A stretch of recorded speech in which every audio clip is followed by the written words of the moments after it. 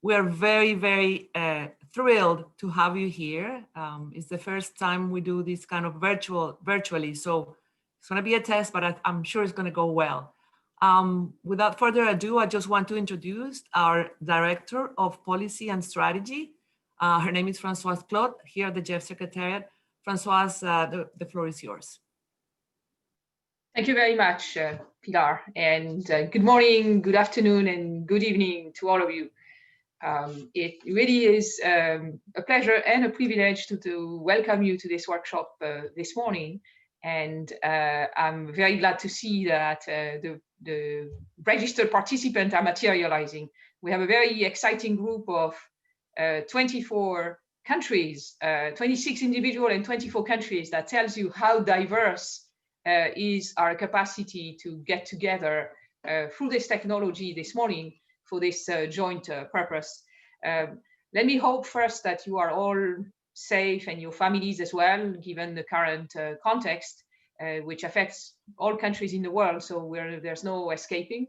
I hope everybody is doing fine and that you can keep them that way. We have discovered, of course, as everybody else, as we were constrained in our capacity to get together physically, that the alternative that technology provides is not just a substitute that gets us to a lesser engagement where we don't see each other face and each other body language and we can't maybe build relationship quite as closely, right? But we have discovered that it allows something else which is highly valuable to the GEF partnership, and that is the capacity of bringing people at relatively low cost or no cost together from many, many parts of the world. And it happens to be our business at the GEF, right? It happens to be exactly what we care about. It happens to be something that we always wanted to do, but which was somehow beyond our financial capacity to make happen, right? So one of the great discoveries, in a way, of the past few months is that we can do that with you whenever necessary in very flexible ways and get people from all continents and all countries in the world together to discuss issues of joint interest. Yeah. It has already impacted on the way we work together. We have first had to have the GEF Council virtually, which was a big adventure in June and worked very well, thanks to the sort of commitment and joint social capital that we have within the GEF partnership, right? And ever since, we have experimented with ways of bringing people together. We have created, not being able to hold our traditional ECWs, which is where maybe you have first a chance to interact with us directly and with the broader set of stakeholders that participate in the GEF. We have modified the concept, and we have created a series of stakeholder empowerment series, we call it, of which this is one event, right? Which is targeted at creating these opportunities for encounter, right? So today we have that privilege of bringing together 24 countries, representative from CSOs from 24 countries together on a very important agenda, which is the agenda of knowledge sharing and knowledge leveraging through the endeavors that we share, which are, of course, targeting global environment because we are the GEF, right?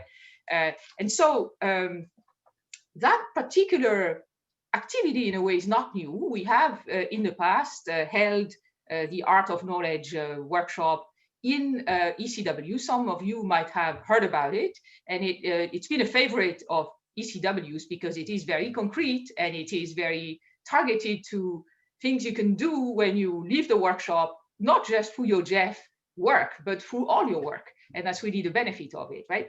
So we had already as an activity in ECWs, but what's different here is the audience is very different. We can get together as CSO with similar objectives and challenge and share into the experience that allows us, alongside the tools that have been developed, to leverage through knowledge our reach into results better, right?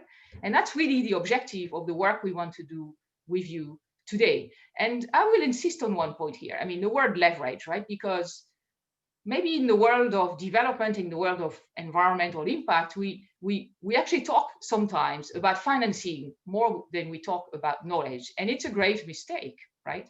Because financing is very limited, hard to find, right?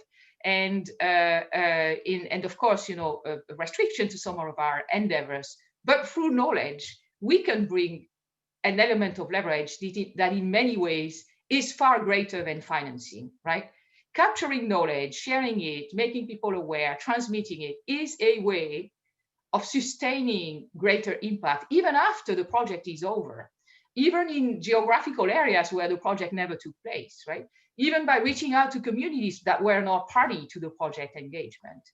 So when we talk about the necessary leverage that we need, because essentially, you know, the GEF funding on global environment benefits is in the range of 1% of what would be needed to reverse some of the trends we're jointly fighting, right?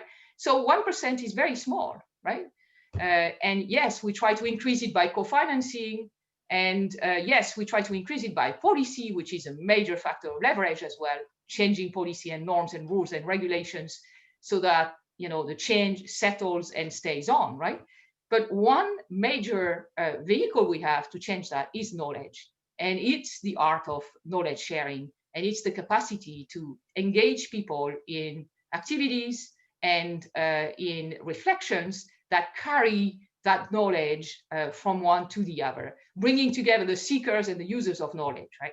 So it's a major endeavor for us. And we are absolutely delighted that through this means we can have this conversation with you. It's not just a conversation, actually. We'll be working this morning, right? There will be clinics, there are case studies, there's a toolbox, there's a chance to learn about that. There are examples, right? You bring examples as well, of course, because you, in your own ways, have all already practiced this, right? So it is a two-way street, and it is one in which we all have a chance actually to learn from each other.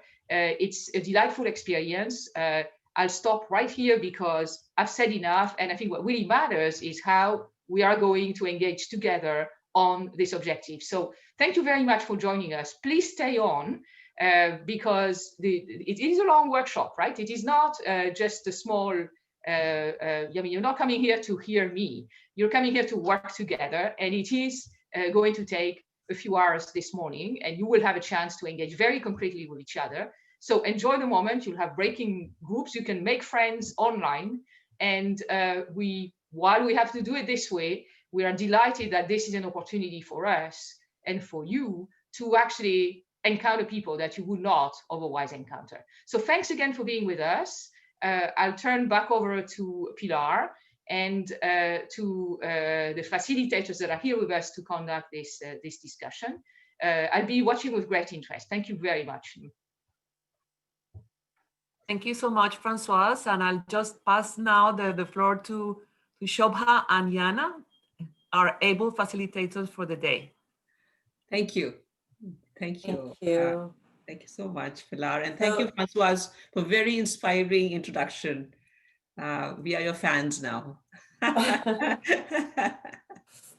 Thank you so much. I'm going to go ahead and share screen, and then we can get started, everyone. You can see the map, but now you're also going to see our lovely PowerPoint. Is everybody able to see the title slide that's called The Art of Knowledge Yes, thank Exchange? you. Thank you.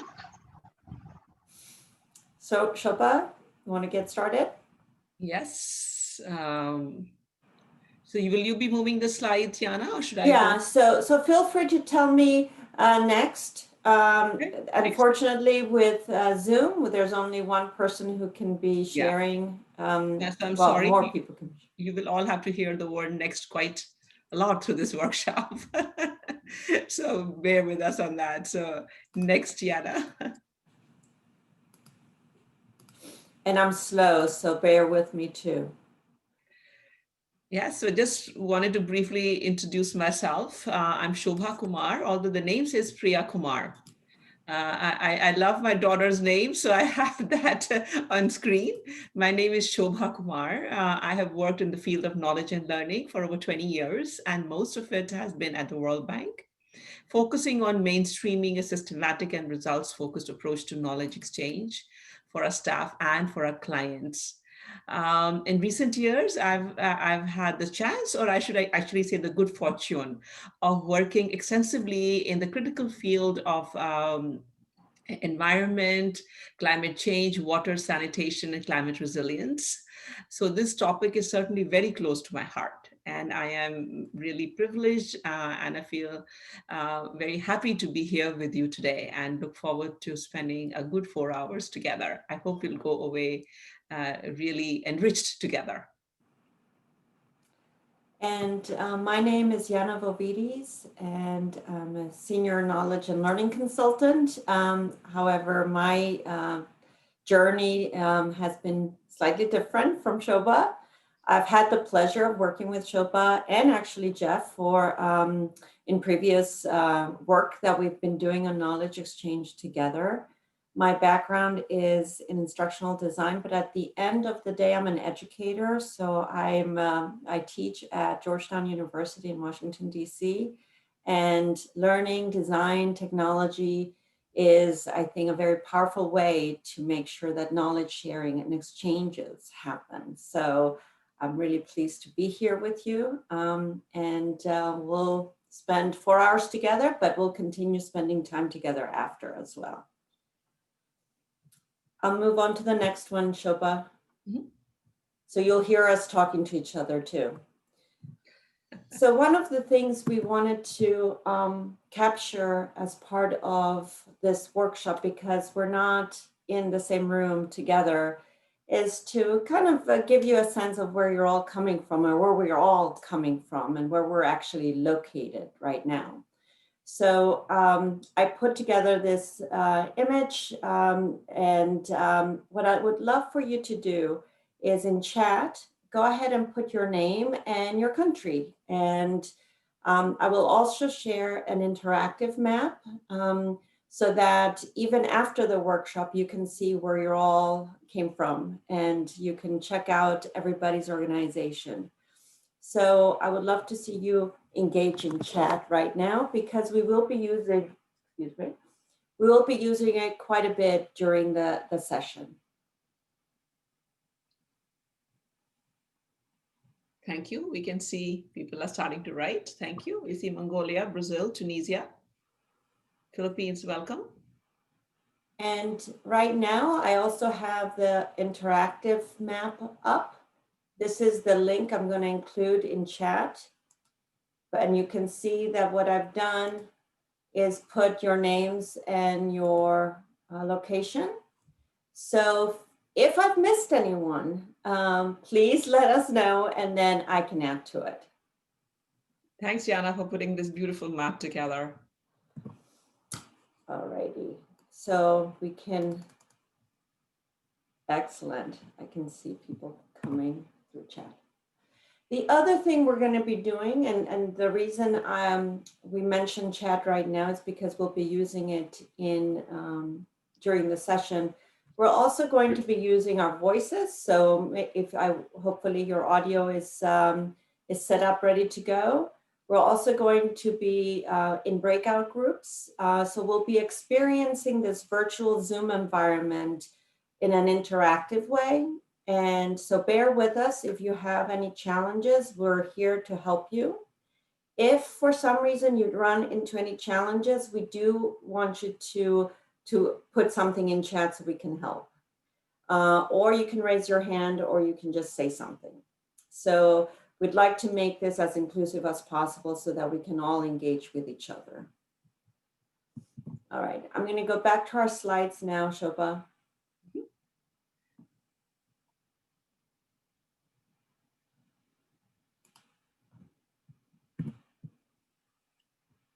Yes, and you will find that both of us will be with you throughout this 4 hours. So we will be interchanging roles, and we hope this little intermix will be useful for you. So in terms of the workshop goals, today we are hoping that you will be walking away with a good understanding of a roadmap for knowledge exchange that you can easily master and apply to get results from your knowledge exchange initiatives. And you'll also be walking away, we hope, with a toolbox that you can use to design your knowledge exchanges. So I like to use the analogy that if you came in today with 4 colored pencils that you use to design your knowledge exchange initiatives, we hope that you walk away with an understanding of about, or inspired to use the 16 or 20 colored pencils that you do in future to design your knowledge exchange initiatives for much more impact. And we also are hoping that, the good practices that we've been able to tap into, but that, of CSO engagement and knowledge exchange, that you get a better understanding of that and be inspired as to what your peers have been able to achieve. So this is our hope for this next 4 hours. In terms of the slide now, we need to move to the next slide.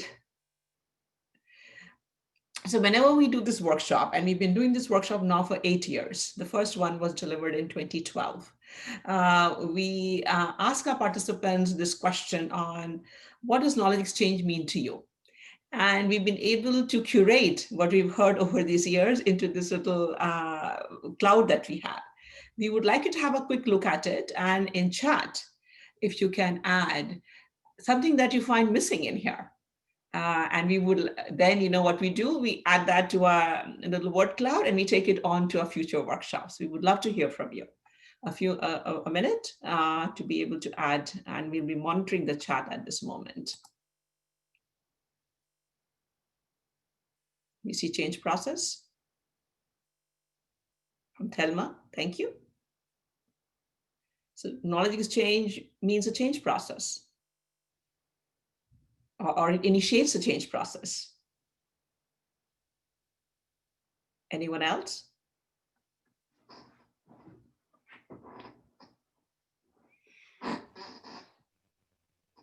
Improvement. Nicholas, thank you. Inspiration. Joji, thank you. Zafar, sustainability, like Francois said, to sustain, beyond financing, we need knowledge. Sajad, sharing practice and ideas, sharing experience, enabling. Bertrand, Sana.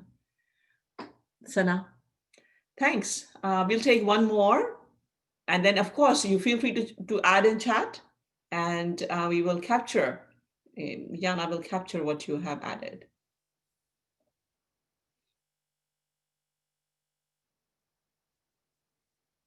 So we'll include that in our future workshops. Thank you. And I just wanted to ask, can you see what I'm annotating on the screen? Part of this workshop, we're trying to also use different ways to highlight how we can use the virtual environment to inspire, to share. So I was wondering whether you can see the notes I'm putting on our shared screen.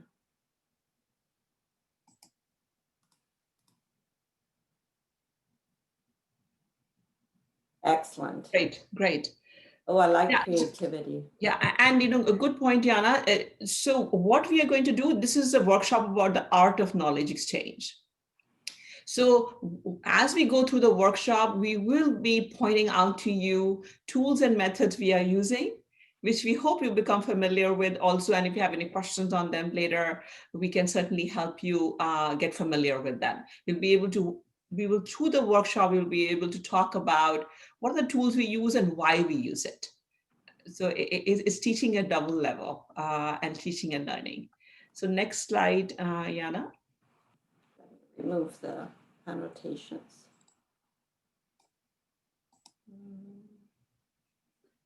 So knowledge exchange, what is knowledge exchange? What we do is initially we just start with what is knowledge exchange, and we go on to talk about why knowledge exchange. I know we are possibly talking to a converted crowd already, but just to bring everybody on the same page as to what we mean by it for the purpose of this workshop. Of course, knowledge exchange means many things to many people, but at the heart of it lies the initiative, the motivation of communities, organizations, countries to connect with each other, to learn from each other's experiences.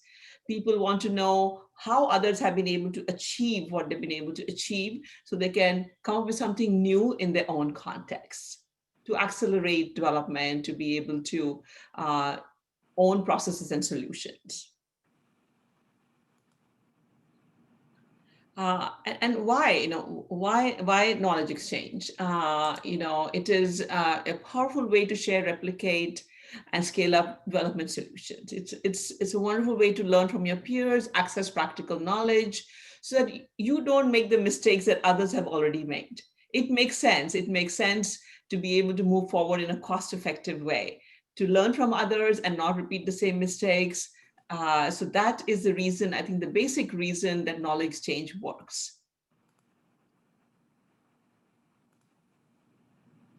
This visual communicates how knowledge exchange can work at different levels. At the individual and group level, it adds to the confidence and conviction of individuals to be able to achieve objectives. It can even have results at the institutional and systemic level, because the individuals who have enhanced conviction and skills go on to the institutions and to the systemic levels to be able to bring about change, contribute to change. We of course know that there are many other players at the systemic level, and there needs to be an enabling environment, which we will come to be able to make any change. Otherwise, you can have all the skills you have, but if the environment is not enabling, it doesn't let you use your skills are really not much of use. So that's why, we kind of bring this up front, that to bring about change at systemic level, you need an enabling environment. Yeah. And now, thank you.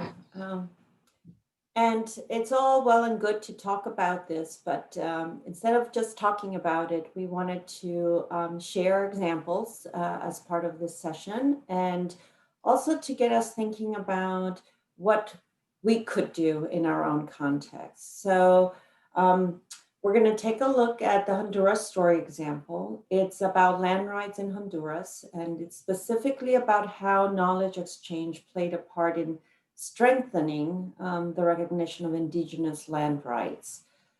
So we're going to watch a 5-minute video to explore the story in its arc.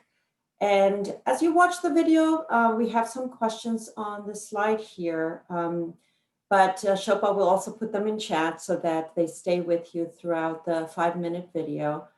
We'll watch the video, and then after we watch the video, we'll go ahead and go in breakout groups.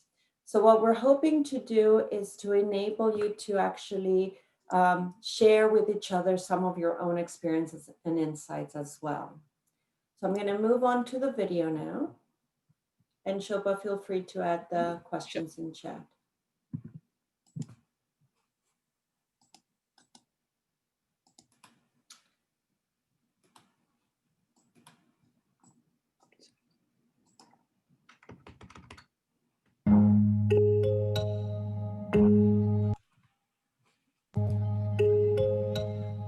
La Mosquitia is located in Honduras on the Caribbean coast. It is basically the last frontier of Honduras. It's mostly inhabited by indigenous peoples, the majority of which are Mosquito people. La región de la Mosquitia es la única región que cuenta con los recursos naturales del país. Nosotros somos los cuidadores, los conservadores de estos recursos, pero actualmente estamos amenazados. La gente de afuera ve como un paraíso de explotación, y para nosotros no es explotación, sino que es reserva y un patrimonio de los pueblos indígenas. The Mosquito people were the only indigenous people in Honduras that didn't have a land title. Queremos ver el reconocimiento al derecho territorial, que es un principio fundamental que se tiene que aplicar. Dice, sin tierra no hay nada.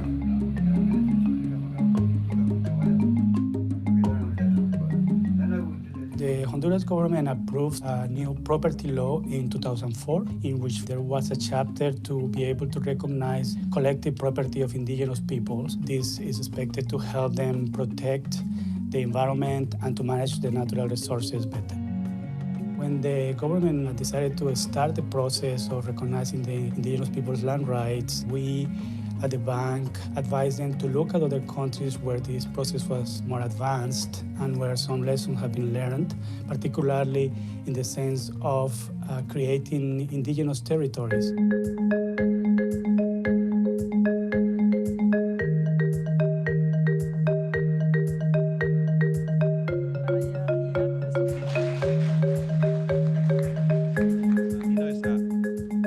Hace poco anduvimos en Nicaragua conociendo la gobernanza, su plan de manejo de sus recursos y cómo los gobiernos de los países hermanos le da esa oportunidad al pueblo indígena. Uno de los puntos principales de esta gira fue conocer las experiencias que se llevan a cabo en los países. Lo que se aplica en los otros países, pues sí se puede aplicar en caso de Honduras. We organized 2 exchange trips where they were able to talk to government officials and to communities who have benefited from the land rights recognition process in Nicaragua and Colombia. The South-South exchange was enormously helpful. This exchange brought the position of the government and the position of the indigenous organizations closer together because we participated together. Cuando fuimos a Nicaragua, Banco Mundial estuvo presente ahí y los empleados del Estado, las secretarías que tienen esa responsabilidad de titulación, nos acompañó. ¿Para qué? Para que ellos entiendan. The South-South exchange allowed them to have a goal and to actually identify the steps that they needed to follow, which was reflected in a strategy that is now being implemented.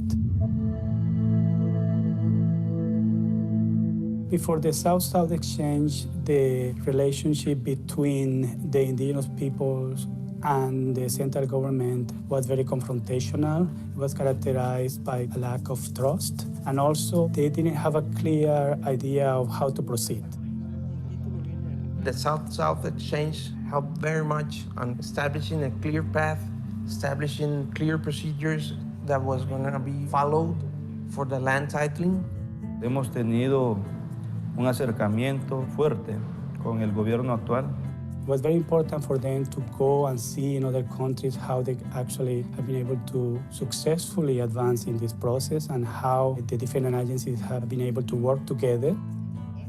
One of the key results from the knowledge exchange is that finally, for the first time in Honduras, an indigenous territory, the Miskito people, had been demarcated and titled. Primera vez en la historia que un pueblo indígena se reúne con el presidente de la República y su gabinete. Y de ahí inicia ya el primer título que gracias a Dios que yo recibí de mano del presidente de la República. With the title, the indigenous communities have the right to manage their natural resources. Right now, there are 2 more territories that are being demarcated and titled. That demonstrates not only the political commitment, but also the understanding that this is a very important process for the country. La experiencia Sur-Sur es para que el gobierno pueda reconocer de que sí se puede hacer las cosas. Se ha demostrado de que en estos procesos que nada es imposible. Siempre y cuando haya voluntades, los procesos se pueden llevar a cabo. Me siento orgulloso porque hemos logrado el primer título intercomunitario que jamás el Estado de Honduras ha practicado. Ahora somos el dueño de este territorio.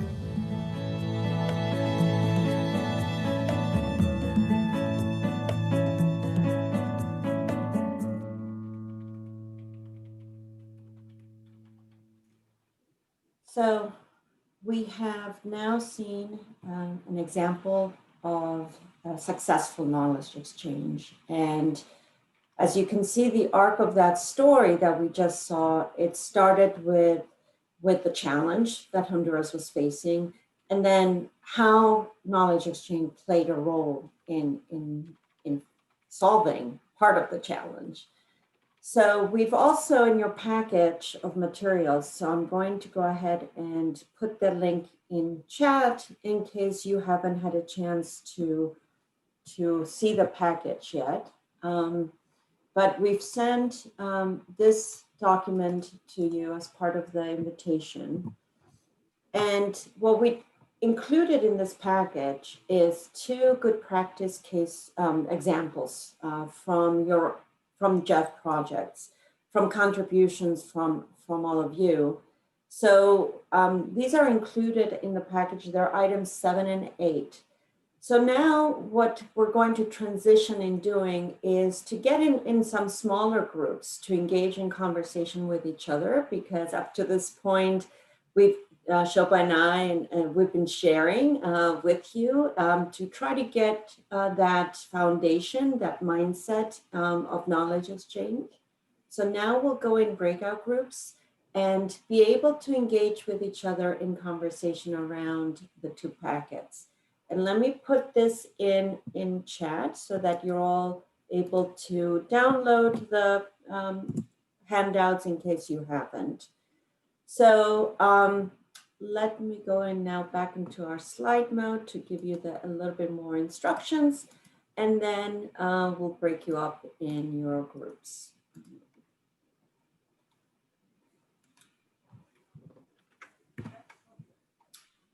So each of the groups has a moderator, so you won't be on your own. You'll be guided throughout the conversation pod that you'll be engaged in. You're basically going to reread one of the good practice stories that is part of your package. There are 2. The one is about Sri Lanka, and then the other one is about the Amazonia region and their learning from Guatemala.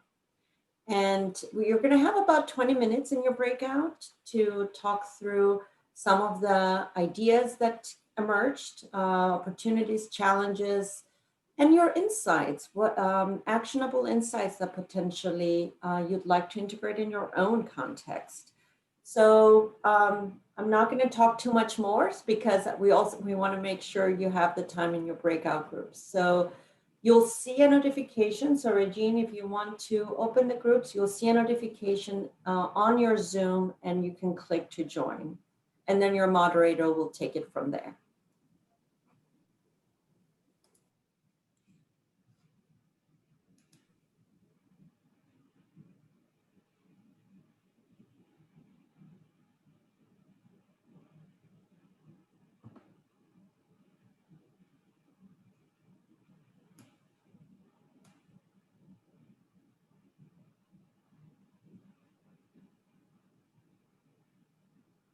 But implementation is another beautiful experience. We all know that, right? Everything looks beautiful on paper, and but when it really happens, the new element, and we would love to track that as to what happened, the journey of the breakout rooms. How did it go? We should really debrief on that briefly. Oh yes, I have a story. I think all of you have a story. I think everybody has a story. Okay. We have stories. We have stories as well. I have a story too. We just got kicked out of the, this is Yasmin here, out of the breakout session automatically. So I guess, was that meant to be? You're supposed to follow the warnings. Yes, yeah, that's the way it's supposed to be. Because we could go on talking forever. Yeah, we got a lot of great information from Nktoya in Mongolia, and had some very decent, I guess, insights into how Mongolia and Honduras are not so far apart. So before I share, I'll stop sharing, Shilpa, and we can debrief, and then I'll share. Yeah. So we would, I think the journey has been very different for each one of you, as we can imagine, as facilitators and participants. What we would like to do is just get feedback from the facilitators quickly on the challenges, I think, that they face and what worked and what did not work in the breakout room. And then we also want to hear at least from one participant who can summarize from their context what worked and what did not work, and their experience with the breakout group. Can we go with Susan? Yes, certainly. So first of all, there was me and Georgie Clarinia, I think. Yeah, that's the name. and Nguavese from Nigeria. But unfortunately, she was not able to join. I don't even think she's here anymore.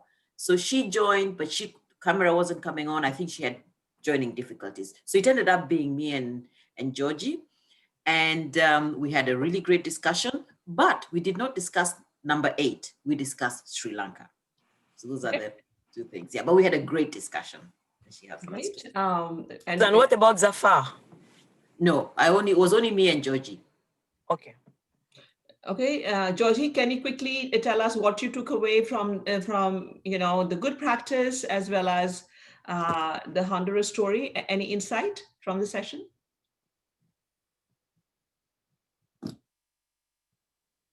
You're muted, Georgie.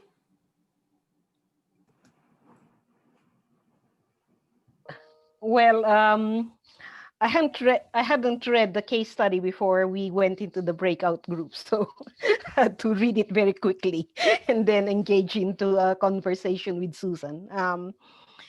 But there was a clear identification of a problem, which was how to implement the management of PCBs, because Sri Lanka is a part of the Stockholm Convention.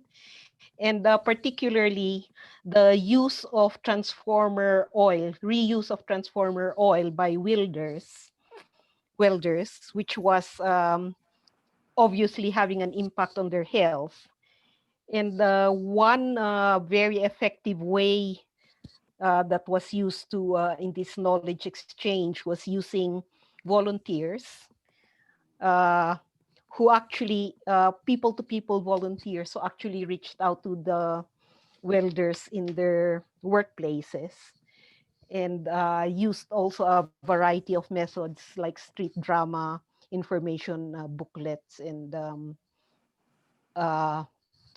radio programs to get it out. They also provided an alternative oil, and were able to measure the difference in health as a result of the using non-contaminated oil. And that gave a strong basis for engagement with the ministry to develop a policy to phase out the use of contaminated oil and to support the health of the welders. So, Great. yeah. Thank you. Thank you so much. Yeah, you've summarized the story and the results beautifully. It is a very good example of NGOs engagement in a GEF project and how they were able to improve and bring about changes in behavior in Sri Lanka. So we would like to move to the next group, Ted, and 1 minute to each of you. 1 minute to you and 1 minute to one of the rapporteurs, please. Thank you. Okay. So we had Nktoya from TNC in Mongolia, and we also had Yasmin from the GEF Secretariat join in with us, as well as Senya and some other IEO folks. But it was, we almost had, I think there was someone, Mistral had tried to join, and I'm not sure what happened, so we'll look into that. But we had a very nice discussion. We talked about the Honduras case, and I'll let Nktoya talk about that, but it was one of these things where 2 countries quite far apart, but very meaningful ideas that are, yes, there is something to be learned and gained from this and how they worked through this particular issue. So Nktoya, can you give us a little bit of a synopsis on what you got from this?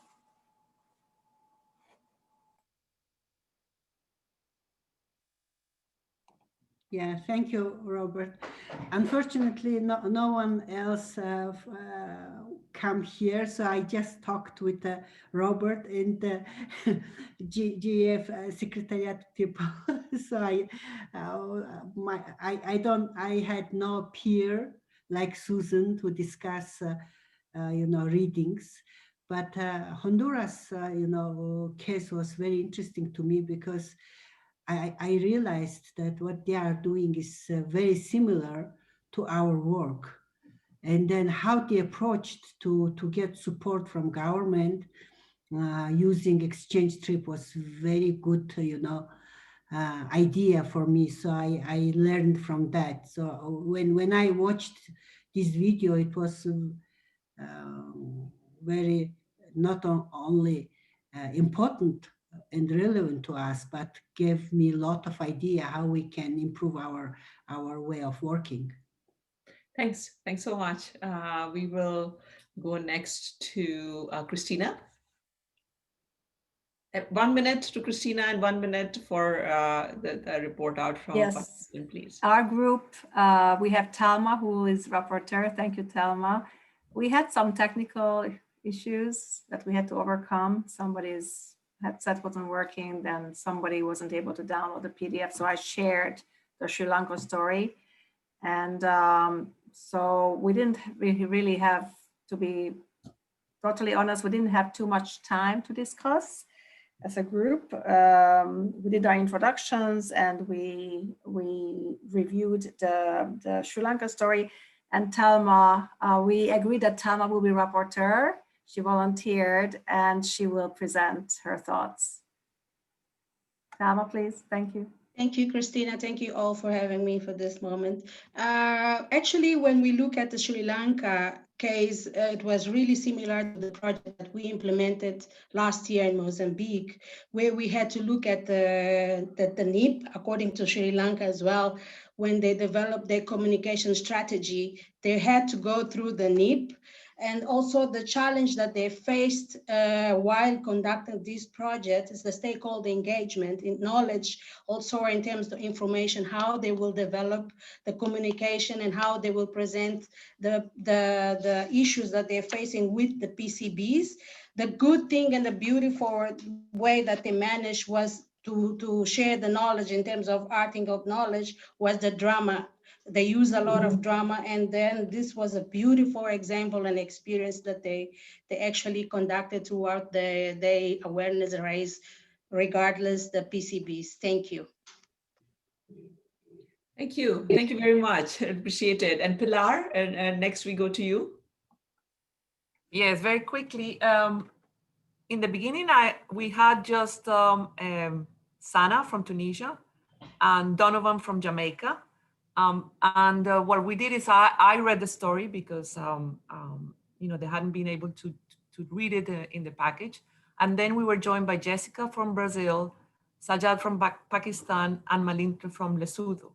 And we felt that it was not enough time to really discuss because there was a lot of information in the case. The case that we read was the Amazon Sustainable Landscape Exchange with the Maya Petén in Guatemala. And I would like to invite Jessica to give us some insights that we found. Hi, everyone. So we pointed two highlights that the group that was participating in the trip was small. So it was important for the group to be people participating that are leaders or people who are able to then share and engage others in the experience they had. So it was very important that also the group was small, but had women represented and leaders from community leaders. So it's very important to have these people who are able to then share and spread the experience. Also, we highlighted the good methods that like a study tour and workshop.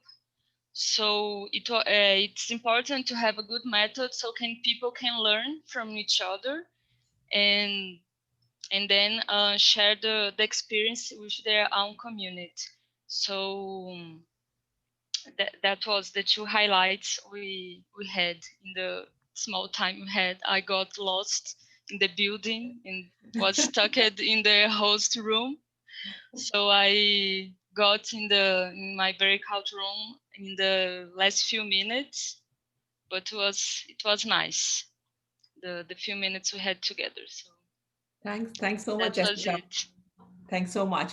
And you have the stories in your package, and you will have another chance to be able to learn from these good practice examples in the second session that we'll have towards the end of the workshop, where we have curated lessons of experience from all the 12 to 14 good practice examples that we received. And that will include the good lessons from Amazon and Sri Lanka. So you have another chance to be able to get to lessons of experience. But I'm sorry, some of us got lost, but it can happen in real buildings too. So with big buildings, it's difficult to get to different breakout groups. But thank you for making the effort. But we've noted now for future that breakout room was presented some challenges to get into. So we will see what we can do, and we'll get your feedback after this workshop on it. Thanks so much. And as you can see on your screen now, what I was doing while you were reporting out is creating a virtual whiteboard with your comments. And what we'll do, in fact, I'll put this link in chat so that you can have access to it again during the workshop, but also after. And you can contribute if you'd like additional things. So this is, again, part of our effort in highlighting what can be done in a virtual environment, because we like our flip charts usually when we do a workshop in a physical space. So these are our stickies that we pick up on flip charts. Thank you. I cannot hear you. Very poor. Okay, can you hear me? Can others hear me okay? No, Yana, your voice is breaking up some. Okay, so I will figure out why that's the case, but I will turn it over to Shobha. Yes, you do. Your voice is breaking up, Yana. Okay. Well, so should we move to the slides now?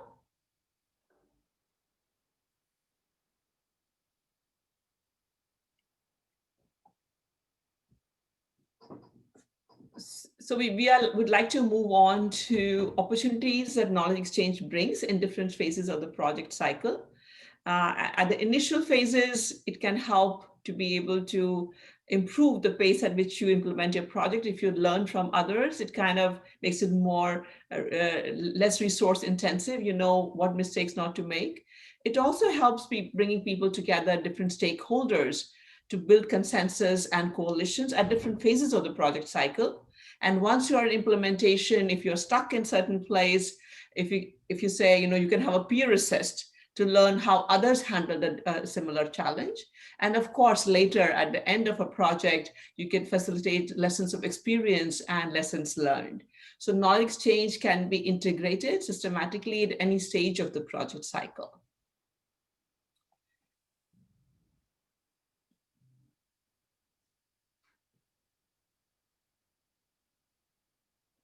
Next, Yana, I'm sorry. I just go silent, so it means it's okay.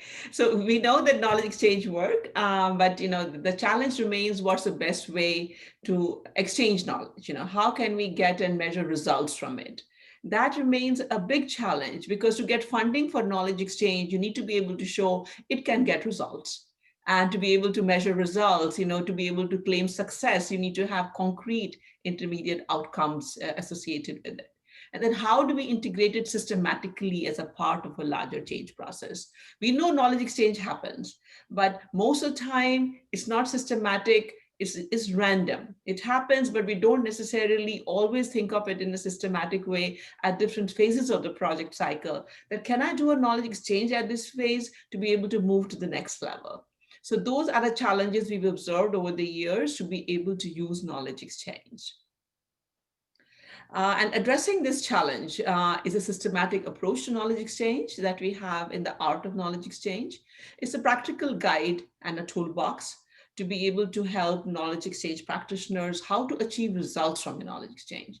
We all do knowledge exchange, but if you're spending the time on it, it's very time intensive. We might as well get results from it.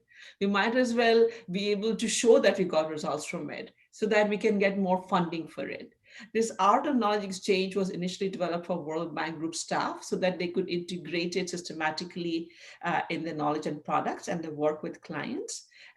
But now over the years, it has been customized by different organizations. And now the Art of Knowledge Exchange family has grown over the years. The first book you see in a black cover was in 2012 that we came out with the first edition of the Art of Knowledge Exchange. Then it has resonated with different audiences, and it has we have come up with different editions. And then different sectors have chosen to customize it for their own audiences. So we keep the methodology the same, the roadmap the same. What we do is we add customized knowledge experiences and good practice examples from that sector to a customized Art of Knowledge Exchange guide. We have customized it for global environment facility, and we've worked with the team, and we've done it for urban social resilience, for climate change practitioners, and for the water sector. So the latest one we have is for the climate resilience sectors, which came out in 2019. So with each iteration, the advantage has been that we've been able to keep it live. We've been able to improve upon it. And now the latest book is 200 pages, although we started with the 80-page Art of Knowledge Exchange. And what we've done is we've included experiences from you, the practitioners, and the workshops that we develop, and what we hear from you, and we bring it back to you all. So what we hear from your peers, we bring it back to you. And what we hear from you today, we will again add it to future workshops and our knowledge products and guidebooks, and we will take it broader. And at the heart of this guidebook is a 5-step process. It's a roadmap. You can use it as a checklist to be able to guide your path to designing knowledge exchange initiatives. It is not prescriptive, it is just a guide. You have mostly been using most of it already, but you may not be aware that you're using it. And you may not be aware that in each step, you could add a little enhancement and use it systematically. So we just bring you this roadmap, which we will go through to the workshop today. So as to how these different steps take you to the other end. What we start with is step 1, anchor, then define, design and develop, implement and measure and report results. The way you can use this roadmap, and it is in your guide, it is in your participant package also. You can then fill it out, and when you're designing a future knowledge exchange, and be able to see if you've taken a note of different aspects of how to get results from a knowledge exchange initiative.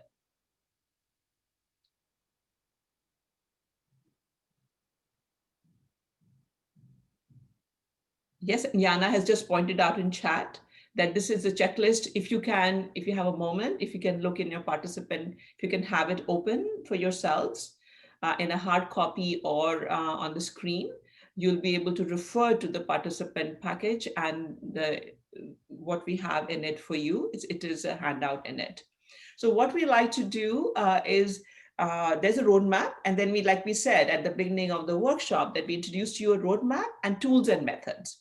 So the roadmap is that one, and the tools and methods, we kind of use the analogy of dishes in a meal, which resonates with everybody. And this we did to be able to also ourselves gain an understanding of the different levels of instruments and activities we use in knowledge exchange. So for instance, we can go back to instruments, Jana. For instance, a workshop which we are delivering today is a dish, and the ingredients which go into it are activities. So and we will highlight to you today as a workshop, like a cake, for example. It has several ingredients in it to make it successful. If you don't add it in sequence, it's going to fall flat, right? So a cake, a workshop, if you give an analogy of a cake or a salad, you need to be able to have the right ingredients in it. And it's at a higher level. So the activity that we had today was this conversation pod that you went in a breakout group. We had a video story. We are doing a presentation. We will do a little brainstorming later. So those are the ingredients that we have added to the dish. Now, you will go away having maybe a bigger menu to serve in the future for knowledge exchange, workshops. A conference is a dish, study tour is a dish for us, and a knowledge fair. While the activities are, for instance, action planning sessions, demonstrations, presentations, breakout groups, conversation pods, they are the ingredients which go in the dish. So we will continue to refer to it. And then the tools are the platforms in which you deliver it. You know, you may have plates, forks, spoons. We know the importance of the right tools. If you try to eat a salad with a spoon, you know that, you know, the role of a tool, right? Or if you try to open a bottle with a fork, you know, you're going to really end up with a problem. So it's about the tools that you use to deliver your knowledge exchange. Today we are using Zoom, and then, you know, we're using different tools and methods. So we need to make sure that we have the right platforms to be able to deliver. So all these three together, dishes, activities, and the platforms come together to be able for you to have successful knowledge exchange. And this guide is your cookbook. We really encourage you to access this guide online. We had included a link. With this remote way that we deliver, we are not able to deliver you a physical copy right now, but do feel encouraged to be able to use this guidebook online and you know, be able to print out specific sections which are useful for you. Now we're gonna take a break for 5 minutes, and Yana, you wanna just tell them what to do, and you know, they wanna. I'm gonna try my voice again. Is this better? Yeah. Okay. So we'll be back. You can turn your camera off. A lot of them are off, but basically take a few minutes break. During the break, we're going to be here. So if you have questions, you can stay with us and ask us questions, but let's take a 5-minute break just to stretch and get us back into the workshop again. But we will be back before 5 minutes, and we really do hope you'll be back in 5 minutes too. We have a nice energizer after the break, so that should bring you back. I think Regine is going to launch the poll. Okay. Yeah, I'll go ahead and launch the poll. Okay. So our group energizer, now to bring it back into our space. Again, it's something light. So we're going to use a poll that is part of Zoom. So feel free to click on what you are you see on your screen. Next time we're going to add the hammock on it too.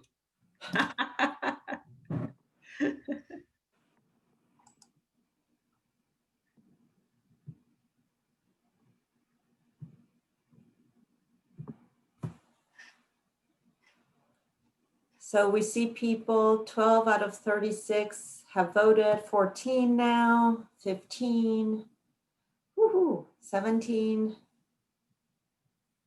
So about half of us have voted so far. So anyone else? Something is close to everybody's heart. We want to hear from you. Where would you like to be? Hammock can be in the countryside.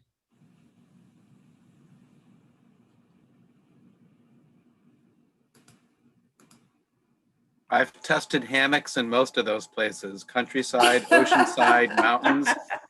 They tend to work well. Yes, you're right. I love it. I love that idea. As long as you have two more or less sturdy trees.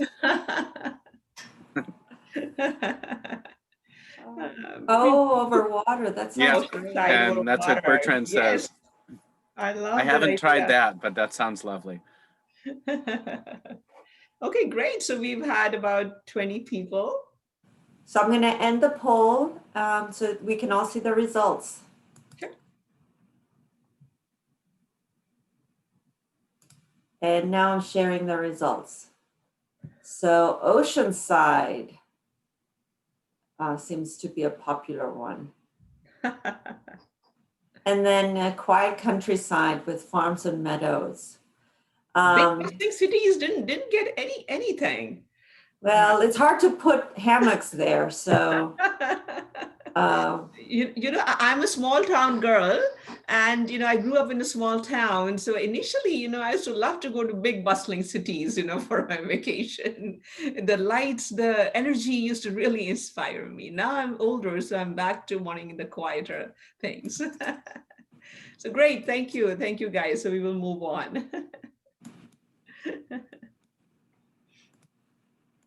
We'll move to the next, so we can remove the poll and we can move on to the next session. Sorry, 1 second. Shilpa. Sure. There we go. So, so as part of our journey here, we wanted to also highlight one full story by really bringing the methodology of the art of knowledge exchange, that bridge model that we shared earlier, and bring it to life with a story. And so what we're going to be using is the Philippine story as an illustrative example.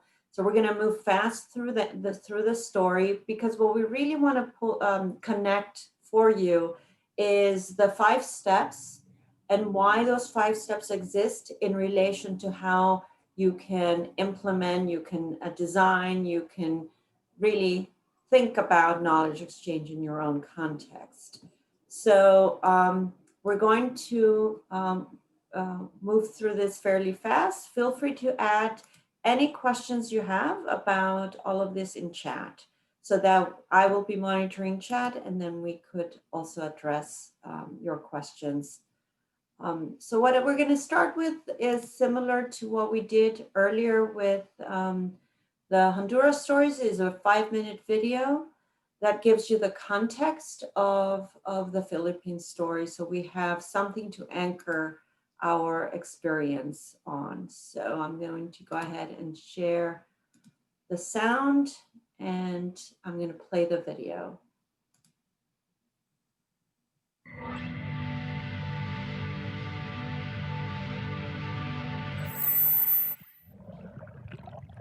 The clear blue waters of the Tanya Strait is the habitat of 14 species of dolphins and whales. The Tanya Strait, which is about 161 kilometers long, is located between the islands of Negros and Cebu, and is since 20 years the largest marine protected area in the Philippines. The beauty and the biodiversity of the Tanya Strait is under threat of destructive and illegal fishing and natural disasters. Since a few years, the Biodiversity Management Bureau and NGO RARE are focusing on improving the biodiversity in the Tanya Strait. This video gives you an impression of their good work. The Philippines is one of 18 mega-diverse countries in the world, whereby nearly 80% of all species worldwide are found.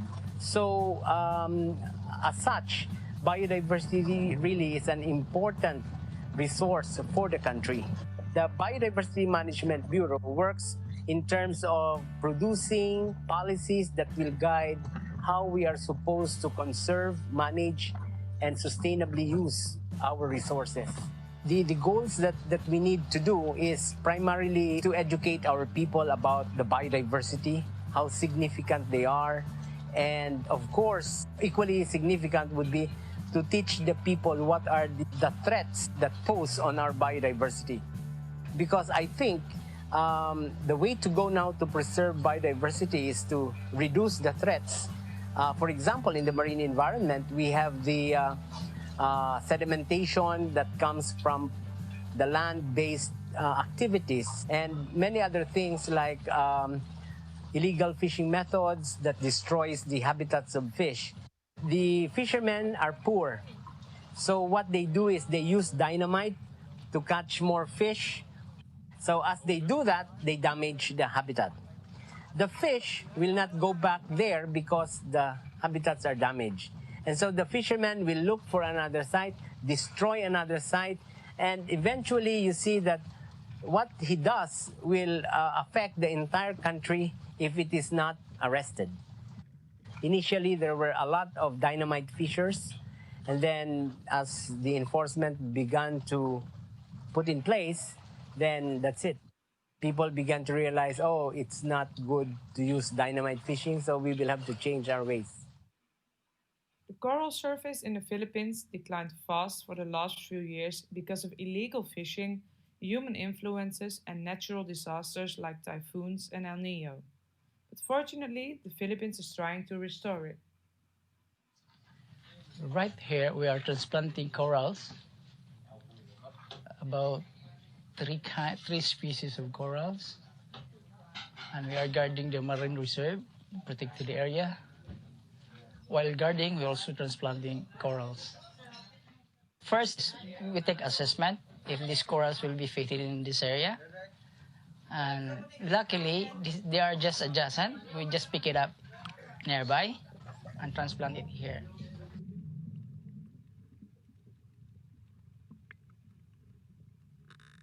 They are making progress by transplanting the coral, but more money and work is needed to protect the Tenian Strait and its marine life. They need more money for the ranges, for example. This part of the Tenian Strait is guarded by only 3 boats with teams patrolling 24 hours in a row. We have many successes and many failures as well. But the nice thing is we learn from those failures. I think for the successes, I can just see that, for example, the maintenance of the 33 NIPAS areas all over the country as nationally protected areas, the enforcement of laws inside these areas, the push for ecotourism in many areas in the country is also a good thing. But we began to explain to them that when you declare an area as a key biodiversity area, you have to protect it. You will see animals there that are threatened, that are irreplaceable because they're endemic. It is a notion that when you lose that species, you will lose it forever. You really have to weigh what you have, and sometimes it is quid pro quo. You give in, you take some, you give in, you take some, and you can't have it all.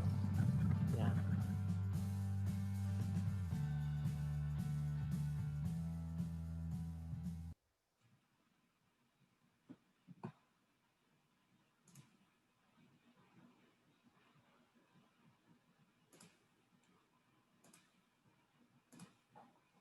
So as you can see in the video, they again, similar arc to the Honduras story. There was a challenge and awareness of changing behavior, and changing behavior was a key part. So what we'd like to do now is actually pull apart the story a bit, the Philippine story, and walk you through the steps of the process. And we'll start with anchor. Again, remember there are 5 steps: anchor, define, design, implement, and measure and report results. So Shobha is going to walk us through the more theoretical side of the methodology. And as part of that, I'll be narrating some of the results and some of the actions that the Philippines took. So Shobha, back to you.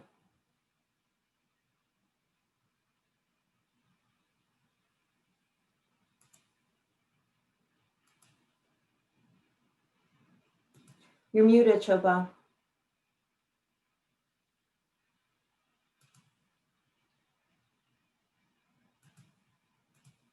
Shobha, you're muted. I'm sorry. Right. Yeah, okay, I'm sorry. So the first step is anchor. This is your first step on this bridge. And as you go along, you will find that you've been doing parts of it already. And to be able to get results from a knowledge exchange, you have to anchor it in the broader enabling environment. You have to be able to get results from it, and then be able to identify the challenges which are preventing achievement of the development goal that you want to reach, and then also determine for yourself what will success look like once the challenge is overcome. And this is in the Art of KE guidebook. You will see a little page which comes up. It's also part of your participant package that we've included, step 1. We've extracted some pages out of the guidebook for you. It's a part of a participant package. So this is really lays a foundation for your knowledge exchange if you want to be successful. Like I had talked, no matter what you do in your knowledge exchange initiative, if there is not a broader enabling environment, the knowledge exchange will not get you anywhere. All your time and resources will be wasted. So it's good to anchor it and then move on to be able to define it. So the next step is define. So what the Philippines did here was they wanted to strengthen the conservation, protection, and management of key marine biodiversity areas, and as you saw in the video. And the institutional challenges were lack of integrated development approach. So the part of it was communication among key stakeholders was not there, was weak, so it needed to be improved. And ineffective organizational arrangements. Some of the procedures weren't there. The offices didn't have the capacity to actually implement a change in approach. So the change objectives they came up with to meet the challenges were to reactivate the Protected Area Management Board. So they recognized that it was important to formalize these partnerships among the governments, the local governments, and other key stakeholders, like the fishermen. So another part another piece of the puzzle was really recognizing that capacity building was at the core also. And so they wanted to strengthen the capacity of the protected area office staff who would be key in making the changes happen.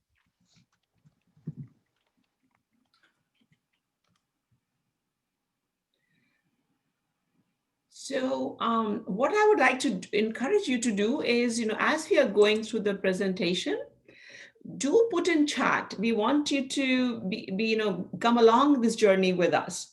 Put in chat what resonates with you. What are some of the things you see in your own context? Because this chat will be captured. And what questions are coming up for you? We will then take up those questions in this workshop, or also use the deeper questions you come up with to be able to design future knowledge exchange offerings or learning offerings which meet your requirements upcoming. So please do make use of the chat function you have right now for questions that are coming up for you or what resonates. And step 2, I just wanted to highlight before I go to step 2 is the institutional challenges that we talked about is something that you really should read up on. It gives you in our guidebook a breakdown of different kind of challenges that you need to overcome. For example, one of the main challenges, lack of stakeholder ownership. If you don't have that, nothing is going to move. And after that, of course, the challenges on regulatory environments and organizational level. You may not have the skills. So to be able to define the challenge that your knowledge exchange will address is really key, because we are very optimistic. We want to solve a lot of challenges. But your success starts in defining the challenge clearly where the knowledge exchange will address, because it cannot solve all challenges. So I encourage you to please look into it in more detail and also share with us any questions or challenges you face yourself. In step 2, and one of us will monitor the chat. If I'm talking, Yana will be monitoring the chat. So next is step 2. In this step, you will, Yana, next slide.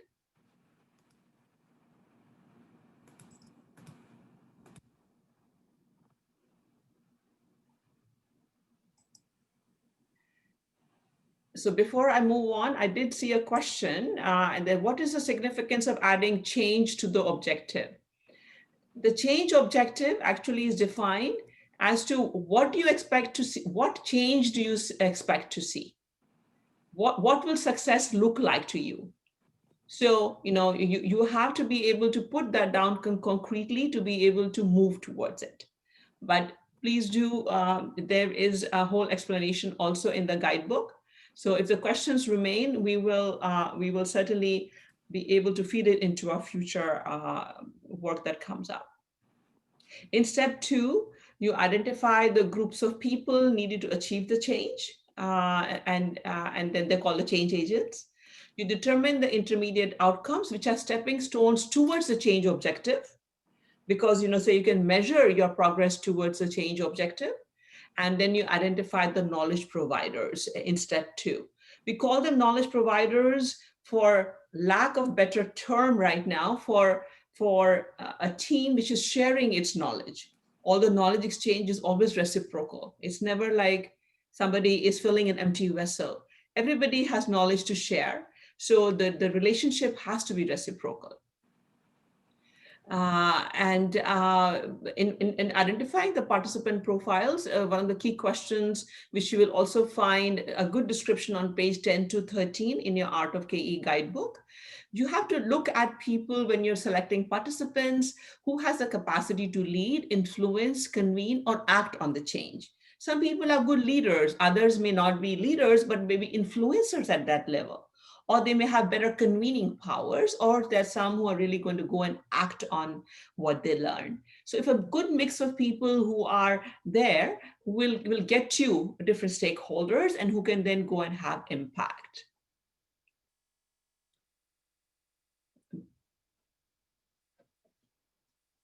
Yana?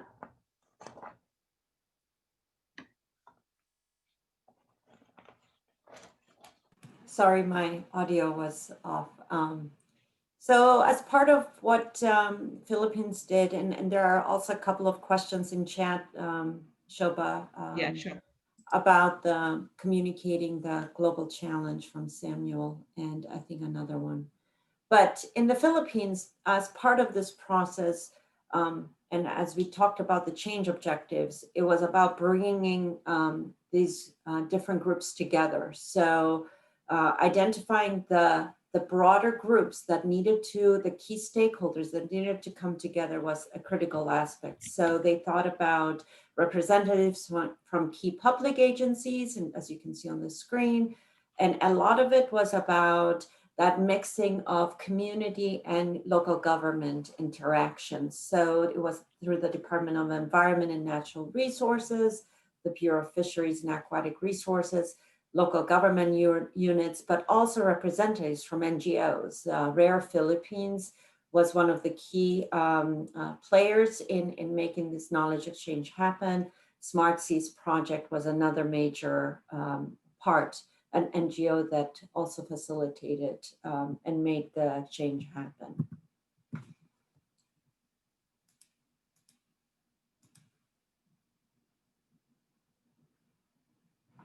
Shobha, do you want me to go over intermediate outcomes, or would you like to? So, Samuel had a good question, and I would like to respond to it as we, in the group, before I go on with this. So Samuel says, that how do we convince people at a local level, of a global challenge? And that's a very, very good question. How do we convince, audiences who are dealing with day-to-day livelihood in a small community that they need to be taking care of a global challenge? So they need to, and it's also in the lessons of experience that you will be reading later from your peers, they have to be able to see how it affects their own well-being and livelihood, and in the short term and long term. And you have to provide alternative means of livelihood to them, economic means, so that they stop cutting the wood from the forest. You have to give them possibly a way to do beekeeping. You have to be able to give them alternative ways which are healthier, and they can still earn their living. And they have to internalize that if they change their behavior, how does it really help them in the short term? But you have to give them alternate livelihood means. Otherwise, it makes no sense to them. And you have to make it come local to them. And, and there's some early adopters.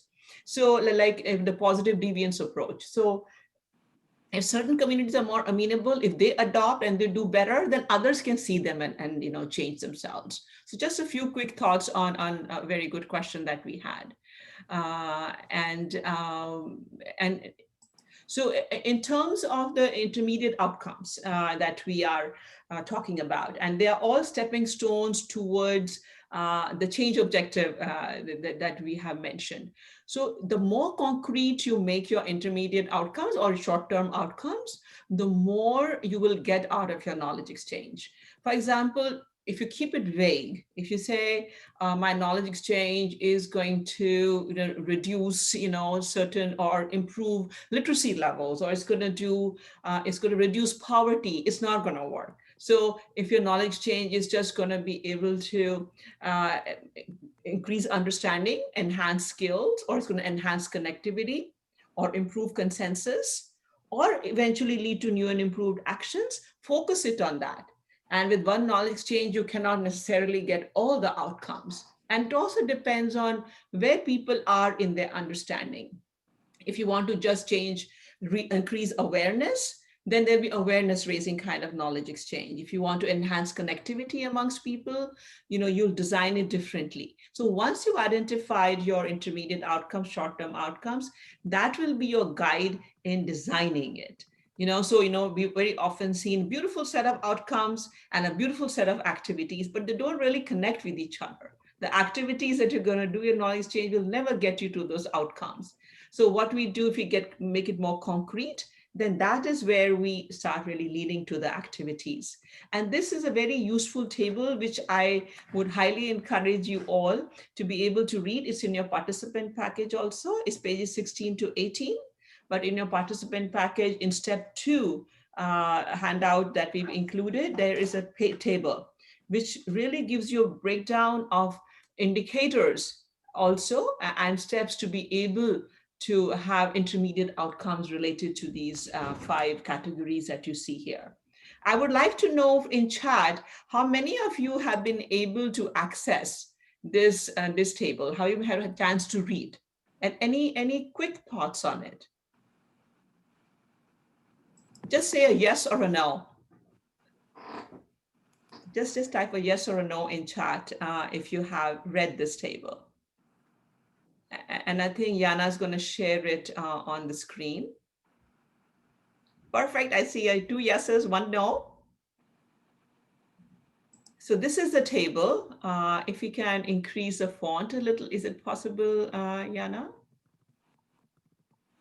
Awesome. So this is a table that's there. So we talked about the 5 intermediate outcomes, and example indicators of success are there, types of progress.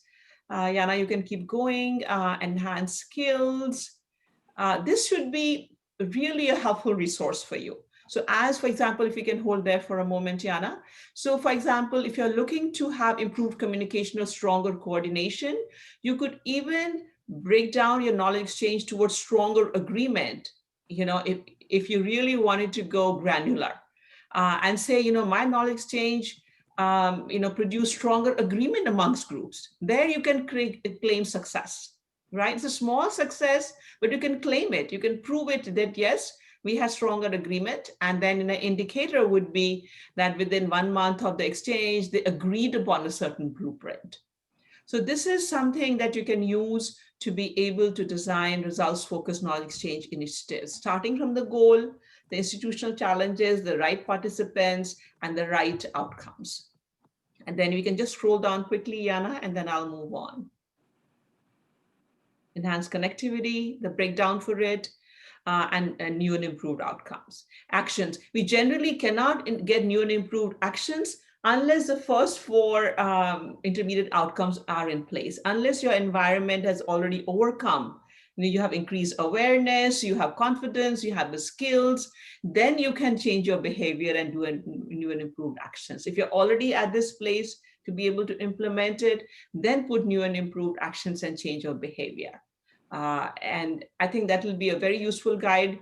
I'm sure we see a lot of things coming up in chat. I'm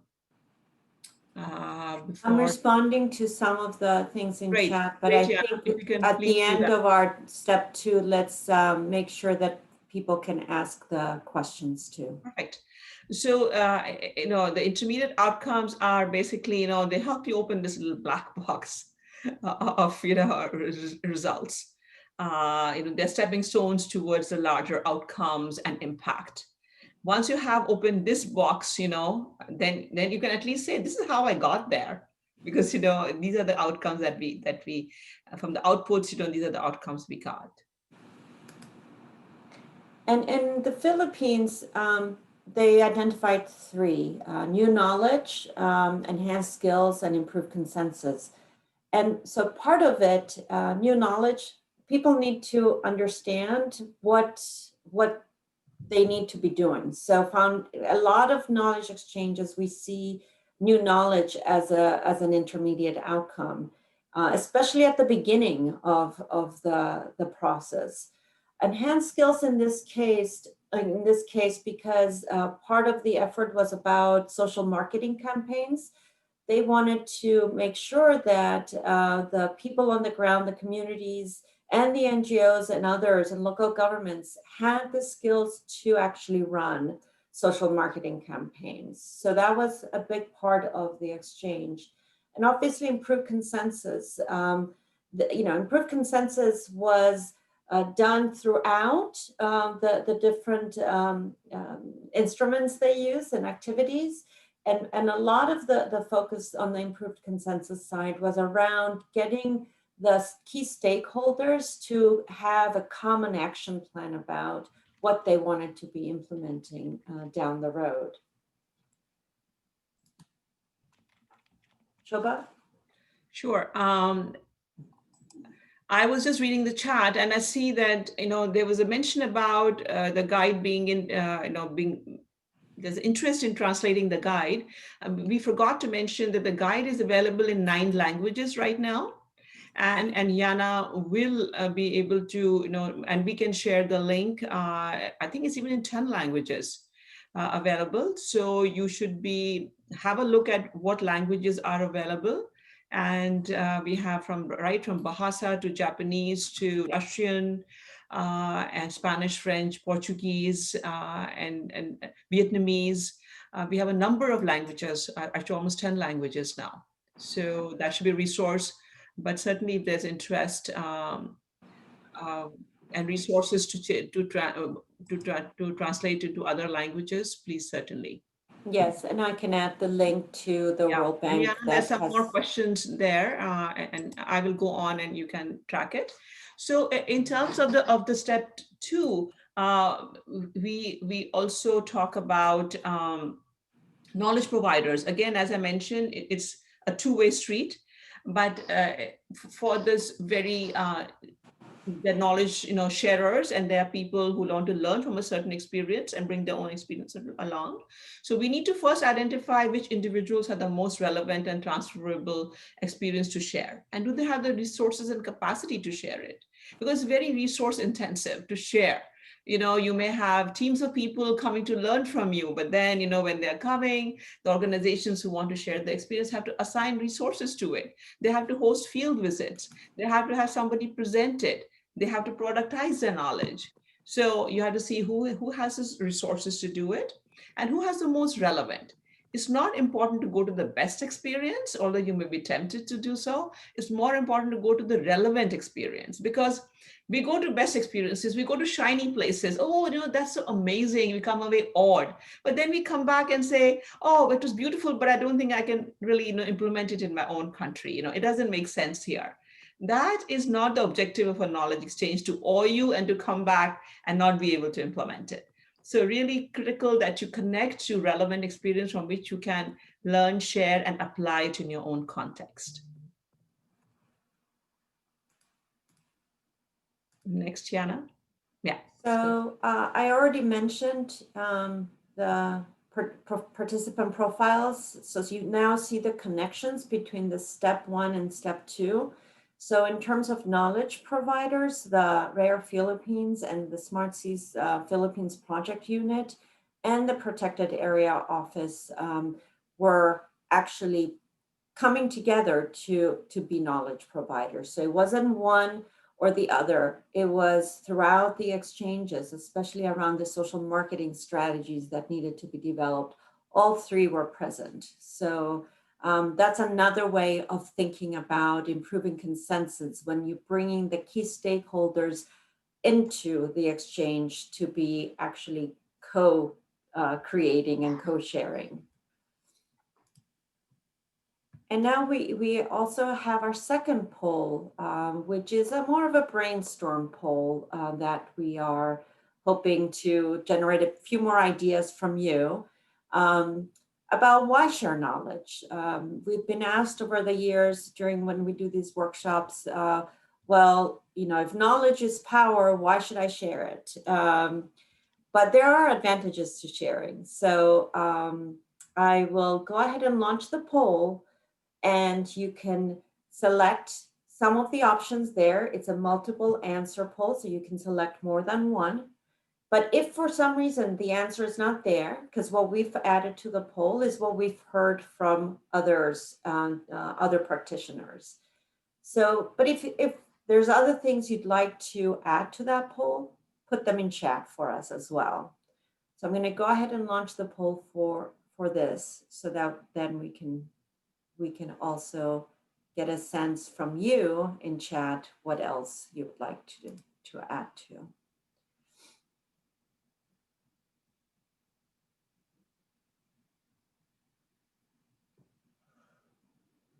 Can you all see the poll? It's a little tiny print, you know, but we can't change that. Sorry. Apparently in Zoom, that's what we get. It's clear. Yeah, it's clear. Okay.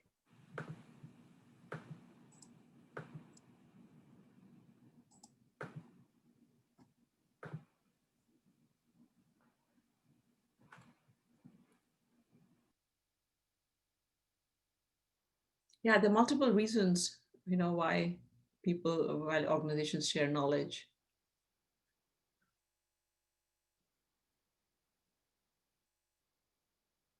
They gain recognition as a knowledge leader, support domestic international sharing of expertise, develop new forms of collaboration across organizations, grow as a learning organization. And this is an incentive to capture and harness your own knowledge. Yeah, and Bertrand makes a good point in chat too, Shobha, that sharing makes growth grow incrementally. Because, you know, it allows you to reassess yourself, right? With the moment you share knowledge, you know, the people ask you questions, you get to another level. You know, it allows you to reassess what you've done and you know, improve upon it. Because otherwise, you know, you will just sit in your own glory and not have a chance to improve further. But that's a good point. Okay, we have 20. Yeah, knowledge management. For knowledge management, yes, you know, it's your chance to productize your own knowledge, Sharing makes peace. harness it, curate it. Sana makes also a very good point that bringing people peace. together is, it makes peace too. Yeah, absolutely. Reduces conflict, that's for sure. Yeah, and people get to understand your viewpoint. You know, nothing like putting yourself in another person's shoes, and you know, sharing your concerns, sharing your knowledge, and giving it away. And like Francois also said, you know, sharing knowledge is one of the biggest wealth that we have, and it doesn't cost. Mostly doesn't cost anything to give it away. So I'm sharing the results now, Shobha, and it seems that you know, lots of them obviously received votes, but the one that stands out is the build efficiencies and scale up of good practices. I love that. I think this is one of the most critical ones. Yeah. You know, you have to build efficiency from knowledge sharing. You know, you don't repeat the same mistakes. And great, awesome. Great. So thank you guys. Thank you. And we will add what others have also. You know, I think I find some good, very good sharing here. We will add that to our list as we go forward. Why share knowledge? And as Shobha mentioned, we're saving chat. What we're trying to do is understand also the flow of this workshop, but also make sure that we're capturing as much as possible of your thoughts. So feel free to use chat, even if it's not directly related to exactly what we're presenting on right now, so that we're able to come back to it, even if it's after the workshop. All right, so I'll move on to ending step 2. Shobha? Yeah, step 2 is, if once you've gone through it, and we've done with step 2. And then we've also already addressed questions. Yeah, so we've already done that. So let's move on. So we are already in the midway, and we actually spend the most time on step 3. Although we don't leave you hanging there, we're going to get you to the other side before we get out of the workshop. You won't have to make a jump into the water. But this workshop is really about the step 3 of about designing. Why we have this is that, this roadmap will be useful for you is that most of the time we find ourselves entering a project in the design phase. And that's a reality. So you don't have the enabling environment, that we just talked about, in the bigger picture. That is certainly a hurdle. If the enabling environment is not there, that's certainly an operating environment constraint. Thank you for sharing, Sajad. So we will, and please feel free to keep adding. I'm sorry? Sorry. I want to add something. I am Sana. So we can say that the situation of pandemic in general, it can be COVID or other thing, but there is also the problem of culture and traditional way of thinking to exceed. For example, for women in some rural areas, they could not participate, give their knowledge, their know-how. So it is very important, especially in rural area. Absolutely. Sorry, can I just add, it's Thelma here. Can I just add one thing here? Okay, just one thing, yeah. Yes, just one thing quickly. One of the, I don't see here, but is actually the information access that we need in most cases, particularly now with COVID. We need some information from the ministry, from all entities that they're dealing with the situation, and we're not able to have. There's always some constraint to have this information. Yeah. Yes. Thank you for highlighting that, Thelma. It's a new reality for all of us. And earlier, Shobha, there was some posts in chat about the digital divide. And I think for many of us, it's even more real now with the more pandemic. enhanced. Yeah. So in some way, it's an equalizer. In some way, it's a divider. Now everybody is equally constrained in some respect. We are all sitting at home. Nobody is able to get together. That way, it's an equalizer. But then the constraint of total dependence on technology is certainly excluding a number of people from being able to contribute who could in face-to-face environments. Thank you so much. It's a good shared understanding of what we are all facing, and we would love to keep hearing from you. Yana will need to move a little quickly through the Philippines story. Yeah, and we don't need to also go over it too much because this story is part of the guidebook, and you'll have all the details there. But this is just to highlight the highlights of it. Yeah, the operating constraints. So now I think what we're going to be doing is focusing a little bit more on the assembly part. What are the instruments Shobha mentioned earlier? There's workshops, there's conferences, study tours. Jessica put a note in chat about social distance and internet connection. How do we do study tours now? So we're going to go over some of these with you. And also activities are a big part of instruments. So we'll progress through that. So yeah, let's go into our review. Yeah, so we are back to our little dishes that, we are getting close to lunchtime, not lunchtime, it's still morning time in the US, but certainly tea time. But we are back to our dishes. Review of the instruments. What we would like to do is you should have this little handout in your package. We would like you to take a few minutes to be able to review a short description of these instruments. What we are going to include in the package, a post-workshop package, is the use of these instruments in online environments also, because there's a new reality that how do we use a knowledge fair virtually? How do we do a study tour virtually?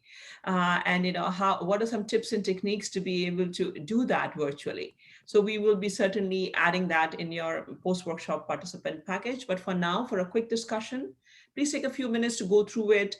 Let us know which ones you want to know more about, and we will quickly go through this list of instruments. Just a couple of minutes.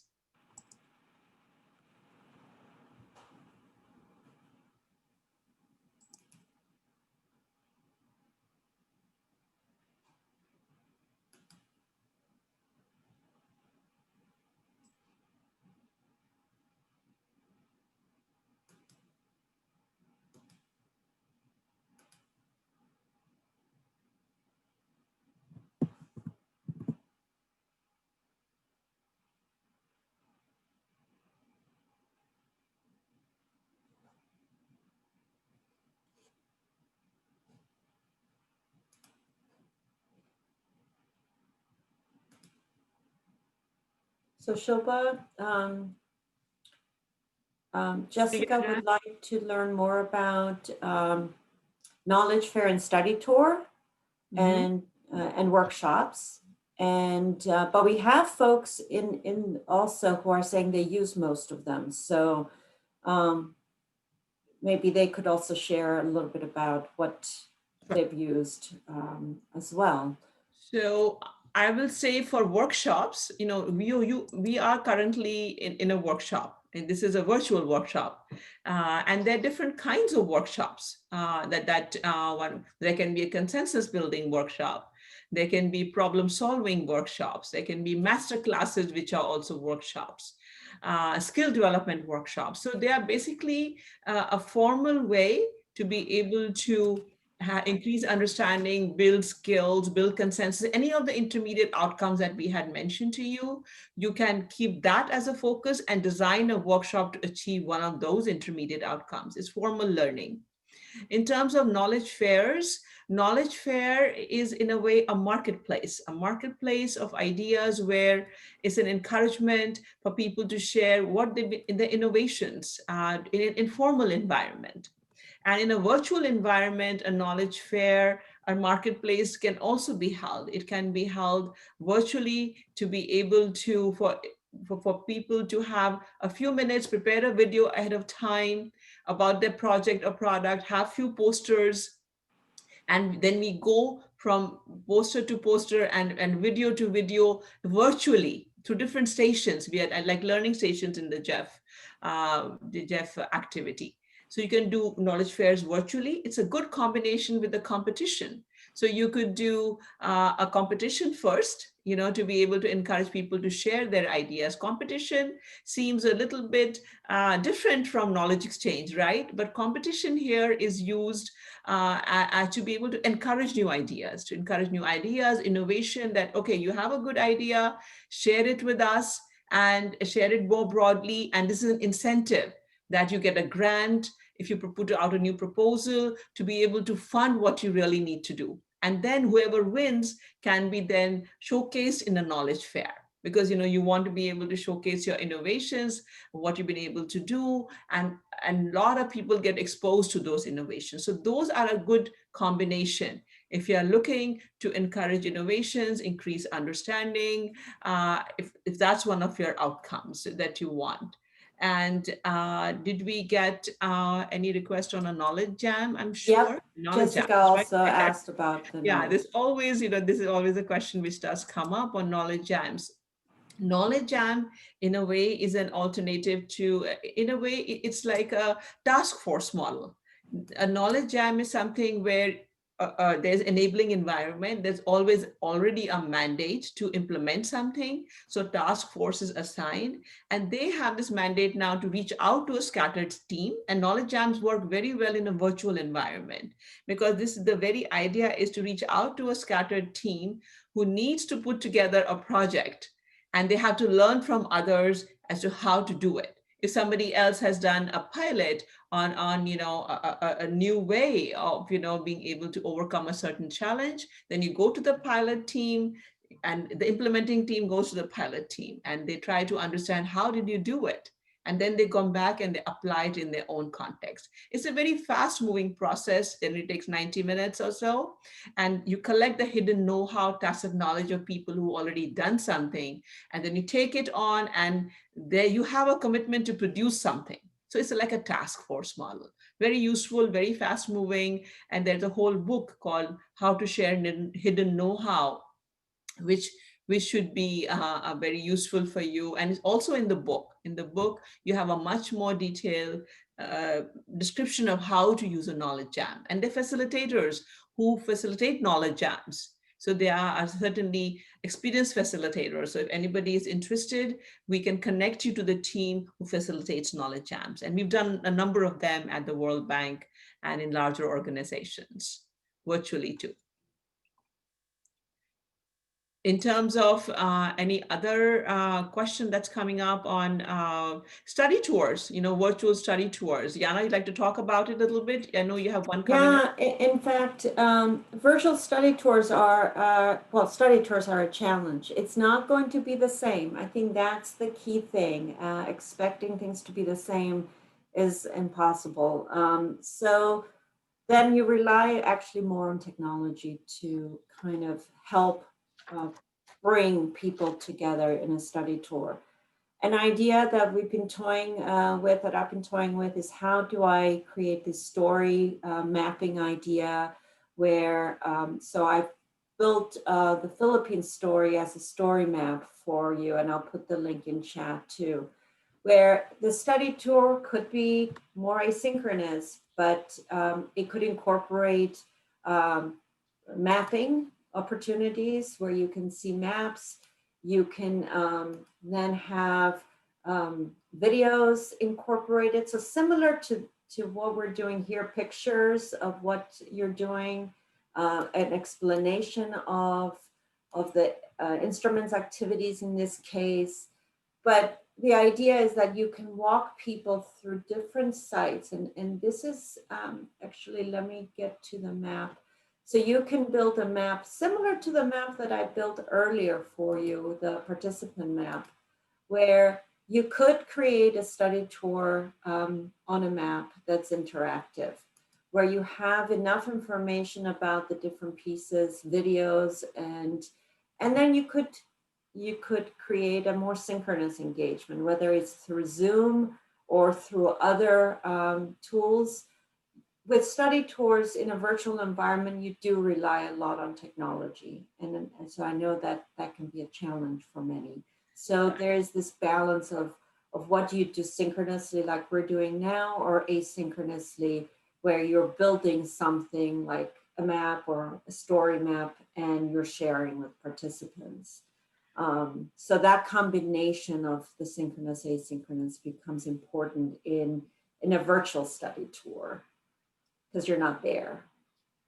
And virtual study tours combined with an expert visit, or just do an expert visit instead of a study tour. It's a reverse study tour where you bring an expert to come and share how they've been able to implement something. Of course, nothing like going and seeing how others have been able to do it, but you can do it through virtual learning tours. A lot of this tourism industry, I think there's a lot of lessons to be learned for study tours now from the tourism industry. They attract you to the cities, attract you to your countries. So why not in National Geographic? So, see those, how they've been able to, enhance and expand your vision of what's achievable. And, you can do the virtual study tours along the lines of learning from the tourism industry. I'll do a reverse study tour, bring an expert online to be able to talk about, and they're very good pairing with the study tour, expert visit, for example. somebody, you can't take so many people for a study tour. It's expensive. So what you do, and I think that's what the Amazon case also has mentioned, they went for a study tour, but then now bilaterally they went to Guatemala, but then now they are bringing the Guatemala experts back to Brazil to be able to share with a larger stakeholder group as to what Guatemala has been able to achieve in their region of engagement of communities. So you bring a expert back, they talk to a broader stakeholder group, and that helps you build consensus. And expert visits can be used in a number of ways to build consensus, to then help implement it also. So really do consider the combination of a study tour and an expert visit. And I also know that you do a lot of multi-stakeholder dialogue and consultations. So how to design, how to prepare for a multi-stakeholder dialogue, there's good guidance in our guidebook. And what kind of negotiation skills you really need as a part of multi-stakeholder dialogues is really key. And twinning is difficult to do in a virtual environment, but again, it becomes a combination of mentorship, coaching, and secondments. Those are the ingredients which go into it. Communities practice are already virtual, but one thought I want to leave you with as a part of this instrument and redesigning is that it's the ingredients which go into these instruments, which really will get to us to the next one, is what is important and what do they really help you achieve. And when you redesign a workshop, don't just put your face-to-face workshop online. It really has to be redesigned for a different platform. And the link between instrument and intermediate outcomes, again, we are always working towards the outcomes we want to achieve. So the instrument you select, how you design it, is towards the outcomes. And one instrument can help you achieve multiple outcomes. It's not necessary that you need a study tour, a workshop, and each individual outcome from each instrument. We've just put some examples of, the combination of instruments which can help you achieve certain outcomes. We can move it along to the next slide. And the choice of instruments is also influenced by these factors that you see online, the participant profiles, the group size, and that's critical. There are only so many people you can bring in a workshop, fruitfully. So many people you can bring to a study tour, and expert visits can reach broader groups. And yeah, here, Yana, you want to share the recipe? Yeah, so the Philippines, and again, I'll put the link of the story map I shared with you earlier in chat. But this Philippines started with multi-stakeholder dialogues and consultations, and we see that at the beginning very much so as something that will help bring consensus and improve consensus, which was one of their intermediate outcomes. They also did a workshop that was more of a boot camp, several days, where they were getting the key stakeholders together to learn from each other, but to really identify challenges and do more action planning. And then the social marketing workshop is also something that followed the boot camp, because it went and it was targeted, the last workshop, the social marketing, was targeting the NGOs and certain participants so that they are able now to actually implement campaigns, public awareness campaigns. So those were the three they combined. And as you can see, they had 2 workshops back to back, and that's perfectly fine because they were going not only for new knowledge, but they were also wanting enhanced skills. So again, the intermediate outcomes are what drive some of these decisions. So Shobha, should we take a 3-minute break instead of a 5-minute break? I think you're muted again.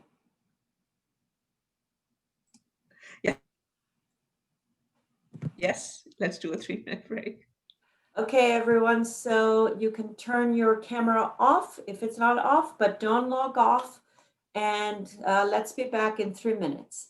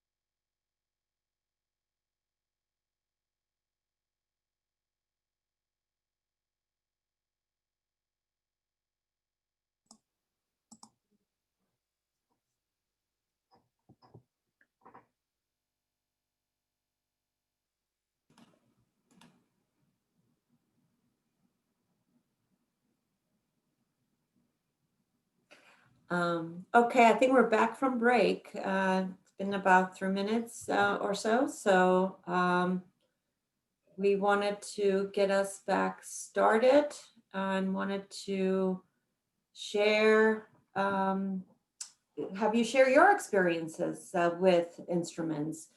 We noticed that in chat you had added a few instruments that you've used. You said you've used several of them. He also, I forget what was, who actually, Sana was it, who said that you've created new ones, and we would love to hear from a couple of folks about the instruments that they've used and that have been successful, so that others here may want to reach out to you and find out how you did it after. Yeah, maybe So take people. Let's get 2 of you. And use your voice, please. So unmute yourselves and share.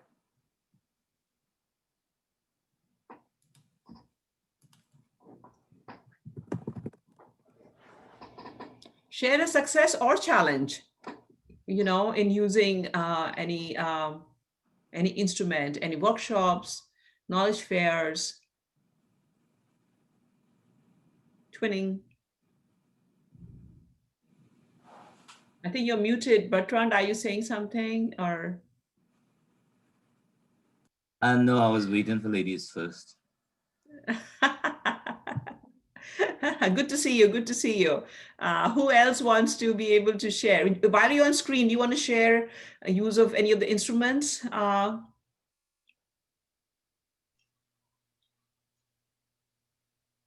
Sana had great suggestions in chat. So Sana, do you want to share? Or go ahead. We brought Yes, I'm here. So we have the experience to work on the field with the women, especially women, and when we organize a kind of workshop, especially in the rural area, we are in front of many different conditions. So we have to change the way how we manage the workshop at this time. So we change everything. So we give them the possibility to talk. We make a kind of we choose any woman to present her story, and the other talk about her knowledge, her know-how of her experience, and it became another workshop. So we invent at the instant, at this moment. My English is very bad, so sorry. No, it's very good. You get to the heart of the problem. You get to the heart of the beauty of delivery. I think we've delivered maybe like many workshops all over the world, but we've never delivered the same workshop anywhere. Whatever we plan, we never fall in love with our plan. In fact, you plan, but you don't fall in love with it because the playing field is totally different every time. Yes, and with the children, with the pupil in the schools and the children, we work on how we make a kind of how we make awareness about the biodiversity of marine protective area, etc. So they don't care about what we talk about. So we make a kind of tours and visits, and there we prepare a kind of cards. So it is a game card where there is the photo of the bird, of the photo of the marine biodiversity or plants, etc. And we give them a kind of family card game. Wow, family card, maybe jeu de famille in French, and they play with this card, and they learn the name of the different spaces of biodiversity, and it's become a game. So how we can learn them something in their and they think them very, very easy. So this is a way of, or a quiz. So we prepare something like this, and we share them in each tour, in each occasion when we have something. We have this tools with us, and we use them when everywhere and in each occasion, even within the workshop. So this is the kind, because we see that there's people are very different in every area, and they are very different. Their approach is very different. So how we can convince them, how we can talk with them, how we can involve them and engage them. So it's very difficult. So we should talk in the same language of these people and of this community. Thank you. Very, very powerful. Thank you. And we are seeing in the chat also, there is a lot of affinity towards being able to use activities like street drama and, theaters, demonstrations. And you would also seen in the Sri Lanka story and other stories, we are seeing examples we're getting from, of CSO, CBO engagement in GEF projects. Activities which engage whole families, are also very helpful. You all sit together across different generations to be able to see the same street drama, or quizzes which engage children. That is powerful for messages, for change of behavior, and thank you for sharing that. We can take just one more quick share and then we need to move on. Okay, thank you. So I will share about our exchange trips we organized between community-based organizations of herder groups. So they are in very remote place and they are not connected. So we helped some groups to visit one of success, one of herder groups who were seen as success story. And they learned from each other, and they liked this trip very much. They learned so much, so that became tradition. So we host every year 2 exchange trip between community groups, and there is kind of competition. And then it was a very good way to scale up. So we don't have enough people to send to very remote area, which takes some long time, and then we just don't have any resources to do that. But through this kind of exchange trip, you can multiply effect. So that's our lessons learned. Yeah. Wonderful. So, we would encourage you to submit your story. In fact, I want to encourage all of you who are at this workshop today to submit your good stories to GEF, because, what we are bringing to you is from your peers, just like you. So just take a moment to be able to fill out the template. And I'm sure, Pilar, we will again share that story template with you. It's a very powerful one. I'm sure many of you have powerful stories. What we then do, we bring your story to different workshops and in our guidebooks to inspire, and GEF is going to put it out on their website to inspire others. So please do submit your stories. It is so, I just would love to know so much more about what you've just said, but just write it up and send it to us, and we would love to feature it. So we'd like to move on to the next, and those who haven't had a chance, please write in chat or send us your stories. So in terms of the next is the knowledge exchange activities, the ingredients in a dish. We talked about the big dishes, the menu. Now we need to know, how do we add the ingredients in the sequence that we add, that the cakes don't fall flat. And there's always, we experiment. So you have this handout with you. We would like you, if you've already read it, we would like you to take a moment to come along with us. We won't make you read it all right now. We will just go through some of the activities, but you have the handout with you. So Yana, can we move to the next slide?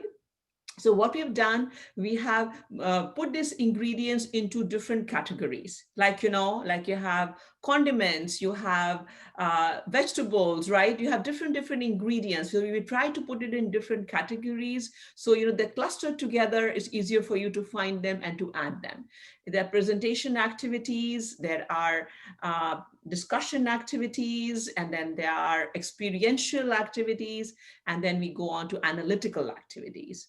So Yana, you can keep moving it on to the next level. So in presentation, we have these. So if you're looking for more one-way communication and with limited interaction, you will take presentation type of activities in that you have this list. Then if you want more discussion, then you would go towards anecdote circles, brainstorming, buzz sessions, e-discussions, knowledge cafe, peer assist.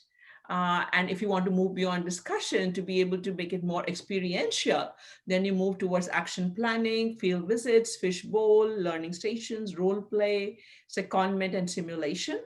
And the final level is analytical, where you really want them to think through and make improvements. It's reflections, after action review, focus group, interviews, self-assessment, survey, and SWOT analysis. And this is not a complete list of activities that you can do. This is just a selection that are most frequently used to design as ingredients into a knowledge exchange, or for example, a workshop, a conference, a study tour. You could use these ingredients to be able to do that. Now, with the reality of our world being online, so we again have pulled together a guide for you, tips for virtual use of activities, tips for virtual action planning, tips for virtual role play, secondment, self-assessment, where you'll be able to see those tips as to how to do it virtually. But what we would like to do as a next step is to invite in chat ideas which you have used, which is beyond this, any activities you've used beyond it. Of course, we haven't put in here, and I think, Yana, that's a good reminder. We always meant to, in experiential, we should put lots of street dramas and, comedy and all those kind of things, I think now need to come into our list of activities, which we should write up. So we've recently written 2 more to this, which are not added here. One is chat with the new online environment. Chat is a given, but there are ways to use chat well. So we've written that up, and then we've also written up one on icebreakers and group energizers, because more and more we're going to be online, more and more we need to be able to take a break just from intensive workshops. So we've written up some on how to do simple group energizers with not very complicated technology. So if you can go back to the earlier slide, Yana. Where we have the presentation activities and the discussion activities. I'm sorry, the following one, I'm sorry, yeah, here. So any quick question on any one of them? We are happy to take questions on what you are curious about here. If you can mention it in chat, what you would like to learn more on. While you're going through it, what we have found very useful is in the virtual environment, storytelling. Storytelling is an age-old technique which attracts every audience, which engages every audience. It has the essential ingredients of engagement. So use storytelling, use poster sessions also in virtual environments. Design it well, add it with a video, and be able to put across your message in a succinct way. We see someone asking about an expert panel. So in terms of an expert panel, it's like a panel discussion, right?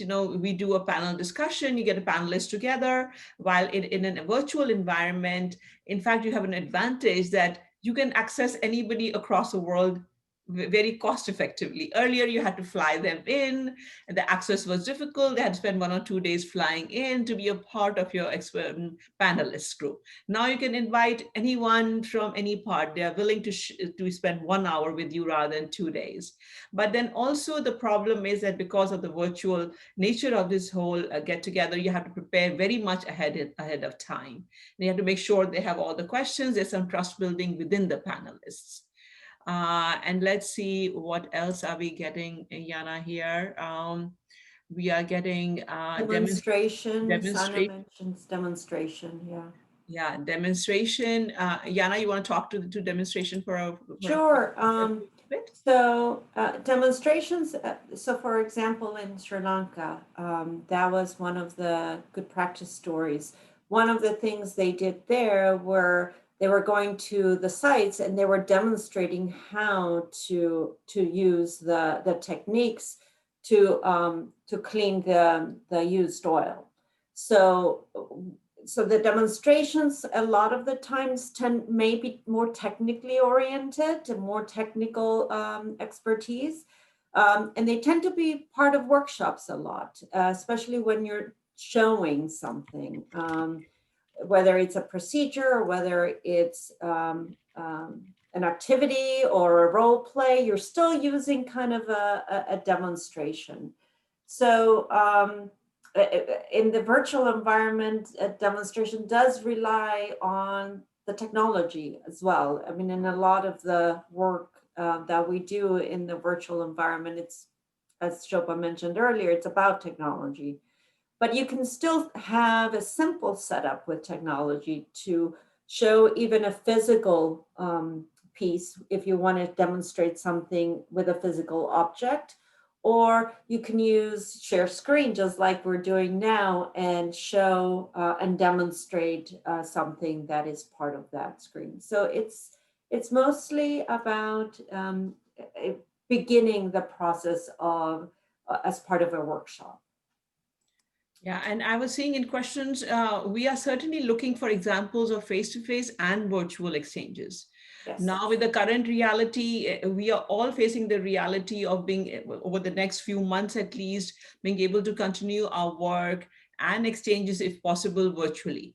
But all of these instruments and activities are for use in face-to-face and virtual environments. Some are, of course, much better used in face-to-face, but if you need to make do in virtual environments, how would you do and continue the conversation is what we are also liking to highlight for you so that it's practical for you.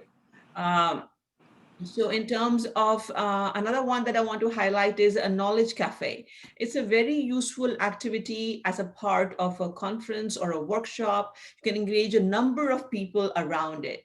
And you can have very good open-ended questions where participants on each table would handle one question and move on to another table to be able to focus on another question. In the end, you have the wisdom of the crowds. You harvest the wisdom of the crowds. Each one of them gets to contribute and you get to share. And it is a very quick process. So look up online on Knowledge Cafe and World Cafes. We also have it in a book, a very useful tool as an ingredient into your workshops and conferences and knowledge fairs. Peer Assist is another activity, which is again, like its very name, harnesses the power of peers learning for a person who is trying to solve a challenge. There's a certain process around it where the team who's requesting input seeks the input of people who are already aware of it. And then there's a certain process you follow and a facilitator who can facilitate the process of getting the most out of it. Brainstorming can be done in any environment. What I've found useful is a variation to it called Q storming. Instead of brainstorming solutions, which we always love to come and talk about, we brainstorm on questions. Just generate questions, and questions generation is much more useful when you're trying to solve internal organizational problems. You're trying to think through what is it that we really need to do? What is it? Where do we really want to go to? So that eventually leads to better solutions. For example, at the World Bank, when we were hiring new hirees, the whole process was taking up to 9 months. We had a Q storm internally to be able to ask questions on, why is it taking us so long? What are we doing wrong? We narrowed it down and we brought it down to 3 months through a process of Q storms that we had internally. So do look up Q storming. There's a whole lot of research going on these days, how that works better than brainstorming at times. So Anecdote Circle, again, taps into the power of anecdotes and stories in addition to formal surveys. So anecdotes, small short stories, again, everything is in your guidebook and we'll be sending you more information. Can we go to the next page, Yana?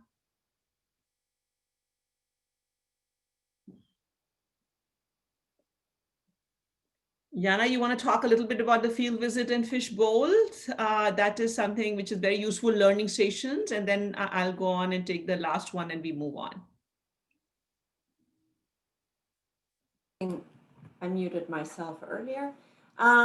So field visit. it's like the most critical ingredient in a study tour. So it is about being in that physical location, engaging with communities a lot of the time, but also seeing things, so firsthand.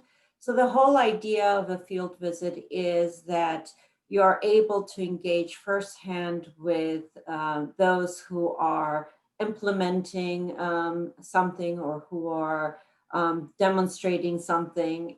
So field visits now are a bit harder to do. However, Shobha did mention earlier, like there are many organizations like National Geographic, museums, although they're not necessarily the kind of field visits we would do, that have started capturing more experiences and creating a more virtual experience as part of a field visit. So to give you the sense of what the environment looks like. But field visits are really about being there firsthand within a physical environment and engaging with the people so that you're building relationships, but you're also learning new things and new knowledge and potentially skills. Fishbowl is actually a great activity to learn to do, especially with large groups. So we see fishbowls done in conferences a lot as part of a conference. So it's an ingredient, it could be a nice ingredient in a conference, because with a large group, it's hard to engage in really in-depth conversation or discussion. So the fishbowl is usually, you start with a group of people, small number, who are, think of them as a fishbowl, an actual fishbowl. They're the fish in that bowl. So they're engaging in conversation, usually a facilitated conversation or moderated, so that they're pulling either a topic apart or they're dealing with a tough topic to deal with. So, and then the rest of the participants are observing, and they're actively observing, and potentially a participant can say, you know what, I want to join the fishbowl. So I want to join the conversation now. So fish bowls can be closed, where they're just the people who are in that conversation, or open, where you're allowing observers and others to go in and out of the fishbowl. So it's a great activity that engages much more, brings experience in, and can offer for a large group that opportunity to really take advantage of the entire group, not just a few. Shobha, did you want to, which one was my other one? And that, you know, you haven't come to the learning station yet, Yana, right? Sorry. Learning station, actually, this is a GEF contribution to the guidebook. As part of knowledge days in many of the conferences and the workshops that GEF does, they have a knowledge day, and learning stations is an activity within that where different groups are able to actually set up a learning station. It could be a table showcasing some of the work that they've done. It's a combination of a marketplace space and a poster session. Sometimes learning stations have posters, sometimes they have the produce that they created. So it's a way for participants to really engage, again, firsthand with those who are highlighting and exhibiting their work. So, and this is usually a multiple station. So it's a learning station where you can engage in smaller groups, but part of a bigger whole. And again, all the descriptions are in our guide too. And it's like a knowledge fair, actually, Yana. It's kind of a knowledge fair where as a part of this ECWs, they've been able to give an opportunity and have an opportunity for the local stakeholders to be able to share what they are doing, for participants to go from station to station, and they provide very nice incentives for getting their passport stamped.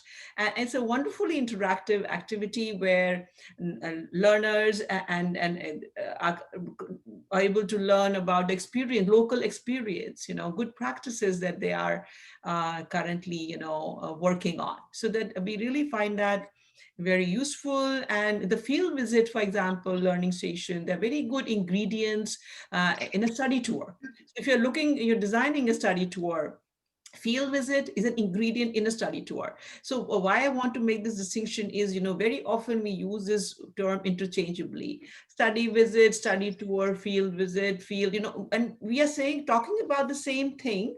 But we were, initially just how the instrument and activity came around, it's a good example. So we were all in a team talking about the same thing, study tour, but we had different names for it.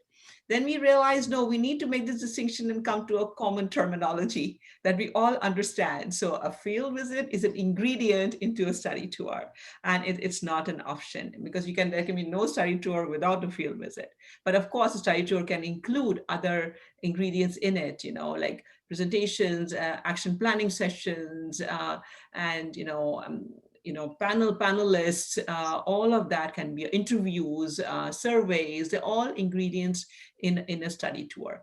So I just wanted to come to interview. Interview is a good way, good option for you to choose instead of a presentation at times. Sometimes people come with pre-packaged presentations. You invite experts, they have the presentation they've used in many places, but they just bring the same presentation to you. So instead of having them present, you interview them, send them the questions ahead of time. This way you can customize what they're going to say, right? And then you can keep control of, how long they go to. And surveys, use it at all times, use it pre, during, post, in different ways. You can make use of this tool. After action review is a good way to be able to talk about what went well, what could we do better next time. It's called an after action review. For example, after this workshop, we will get together as a team to talk about, how could we improve the breakout room, situation that we had earlier, right? The things that we want to do better next time. So we get together and we see what went well, we keep what we try to improve next time. So that is useful. Before, it's called a before action review. Before you get into an activity, and after you complete it, an after action review, BAR and AAR. So just some tools. So we will now move on because any other questions which come up on these, we are hoping will be answered by the details we send you. Shobha, may I just say something? Sure, Yasmin. Yes, this is Yasmin. I just wanted to add to your excellent description, Jana's excellent description of the learning station, that what's special about the learning station is that all the different stations we set up during a field visit represent different components of the project that we're trying to showcase and the different stakeholders. So if there's let's say a finance related learning station, at that station there will be participants presenting their perspectives from, let's say, the project management, from the local community, which is the beneficiary, from possibly co-financiers, if available, all the different people who might be involved in the financing this project. And let's say the other learning station is about another aspect of the project. So we've tried to bring in the different stakeholders that relate to that component of the project. So that way, when people tour the project, whether it's in the field or in a knowledge fair, they get to meet the different stakeholders in a project and hear their different perspectives and have a conversation with them and then fill in their passport. That's why I think Learning Station is special in the sense that it allows voice to the different parties in the project, also enables interaction between the visitors and the different components of the project, so they get a total picture. I just wanted to add that to the description. Thank you. Very useful. Thank you, Yasmin. You said it very beautifully. Thank you, Yasmin. Thank you. And I added in chat too, so we can capture that aspect of it as well. Yeah. Fantastic. Thank you so much. Yeah, thank you very much. So we will now move on. So the key characteristics, we've already talked about, they are the last link in contributing to the intermediate outcomes. It all comes down to the activities. You want to increase awareness, you have to have an activity which helps to lead to increased awareness. So when we see enhanced skills, we always ask the question, what activity are you envisaging which will contribute to your enhanced skills? Otherwise, you remove that outcome from there and you leave it at increased understanding. If you don't have the time to enhance skills, no activity in there, then let's remove that outcome and let's put what's realistic about it. And it's also, activities help you capture your knowledge and productize it. And of course, each one of them comes with distinct strengths and limitations. It depends on what your priority is.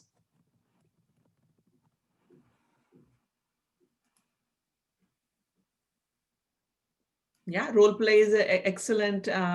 Nothing like being in anybody's shoes to realize, to view the world from their perspective. Thank you. Role play is amazing. I think to be able to view the world from somebody else's viewpoint. Thank you so much. And we generally sequence activities for these 3 phases: planning, delivery, and follow-up, because we generally forget follow-up. We are very good at planning, delivery, and then everybody is so tired after the delivery. Follow-up just goes. We have good intentions, but the resources, the time, follow-up fails quite often. So when you're planning activities, make follow-up a part of your event itself, so that it is a part of it. It's not an option.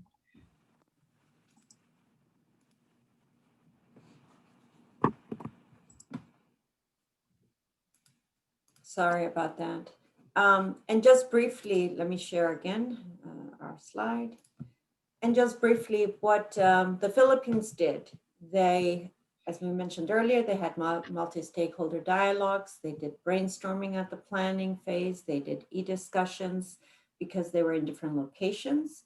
They did a lot of action planning as part of their delivery in order to ensure they were on the right path, and they did follow-up reports in their follow-up. And then during the workshop, they started with focus groups in the planning to ensure that they had the right design for the workshops, and they created an action plan. Again, at a different level, but still an action plan. During the workshop, they had expert panels, they had role plays, they had further action planning by the participants, and poster session and storytelling. They followed that up with survey and report, which actually helped also the planning of the final workshop they did, which was on social marketing. And they went back and forth on that with e-discussions. So in delivery, again, you see several of the activities. Dance and jingle was one of their own activities, which is they wrote a song and they created a dance together. Survey and report was the follow-up, and that was pretty much the recipe that the Philippines followed. Yeah. So this is, go ahead, Shobha. So our step 3 is over. Our step 3 is done, and this workshop is really more about step 3. So what we're going to do is to quickly move through step 4 and 5. It'll be just a very quick move, and then we go into a breakout group for lessons of experience. So for step 4, implement, we're almost across the bridge, but step 4 is really about what is the participant journey, and you want to be guiding them. You want to ensure that you are bringing people together as part of engagement and building relationships, and you are systematically documenting, because as you can see, a lot of what happens there gets lost. So unless we're able to capture as it happens, we tend to forget about it very easily. So, so capture and document. So those are the 3 parts of implement, and the guide has all the details. Shobha mentioned earlier, don't fall in love with your plan. I know in chat, a lot of you agreed because planning is key, but we know that things change during implementation. So keep that in mind. So in the Philippines, they worked together as part of the exchange. They learned new things together. They created together. That was the jingle and dance song and dance that they created. And they did a lot of capturing of results, which is why we're able to share the story with you. So they systematically documented and organized their findings, and they help participants also track their results. And it led to being inspired together, which can actually support sustainability in the future. So in Implement, a lot of it is about guiding the participants along their learning journey, orchestrating engagement and building relationships. So again, you design it in step 3, you implement it in step 4, but even during implementation, there's also design that happens because you're constantly shifting and pivoting, and then systematically documenting and implementing the results. So that's our step 4. Step 5, almost there, it's measure and report results. And in step 5, we have 3 key sub-steps in the guide that synthesizing the implementation data. So what you've collected, now you have to kind of make sense of it. Measuring the effectiveness across both expected and unexpected results. Think back to the change objectives, think back to the intermediate outcomes. All of those pieces have to be reported now, measured and reported. So reporting the results is critical because reporting the results is also something that could be informing the next exchange, the next journey. So keep these 3 in mind. We have lots of examples and some really nice tools in the chapter 5 in the guidebook as well. So knowing what did work and why allows you to attribute results. And in the outcomes from the Philippines exchange, they did achieve new knowledge. They did get enhanced skills and they have a very active Facebook group and are continuing to contribute to that and certainly improve consensus as part of their efforts. And again, we like our little quotes here. Knowing what did not work and why is also another form of success. Knowing that we need to build in more support for breakout rooms at the beginning is an important part of being successful for the next time we offer a workshop. Reporting results is the third step third sub-step in step 5. And again, this is about who are you reporting the results to. So the type of report will matter depending on the audience. So a written report was prepared for local government units, and then social media stories for a much wider distribution. So we're at the end of step 5. And now we've crossed the bridge, and we make a point of saying, just because one exchange ends doesn't mean that the effort ends, that in fact we need to continue and another journey could begin based on what we've learned during this first journey. Shobha, I'll turn it over to you. Yeah, so thank you. So now we have the second breakout room activity. We hope we have learned from our first breakout groups, and this time we'll have more people, find their way into the breakout rooms. This one focuses on the lessons of experience we've drawn from the 14 good practice stories that were submitted as a part of CSO and CBO engagement in GEF projects and good practices. You read 2 of them in your breakout groups earlier. Now this is the essence and curated essence from all 14 of them. What we will do is we will now break out into groups. We are hoping to be able to spend about 15 to 17 minutes in the breakout groups, and then we share back in the main room. So the moderators have the guidelines for each breakout groups to be able to, but I will just go through them very quickly. This is basically, the lessons of experience are in 4 categories. We have engaging the communities in networks and promoting stakeholder ownership, sustainability of reforms, planning, design, and implementation of knowledge exchange, communication, and networking. We want each group to read only good practices in 2 categories. That will give you just 2 pages to read. Don't read all 4. And the moderators have a template in which they're going to record your responses. So you will have some time, you'll have 5 minutes to read the story, the lessons of experience. You select up to 5 lessons of experience which resonate with you. As you read, just mark up in your which ones are resonating with you. Add your own lesson of experience to it too. And we will collect your own lessons of experience via email from you later. And you can put it in chat also. So 5 minutes to read 2 of the sets of lessons of experience. Then you kind of mark up 5 which resonate with you, which you feel have application in your own context. And then once you have the 5 minutes are over, each one of you will get to share in 1 minute each what resonates with you.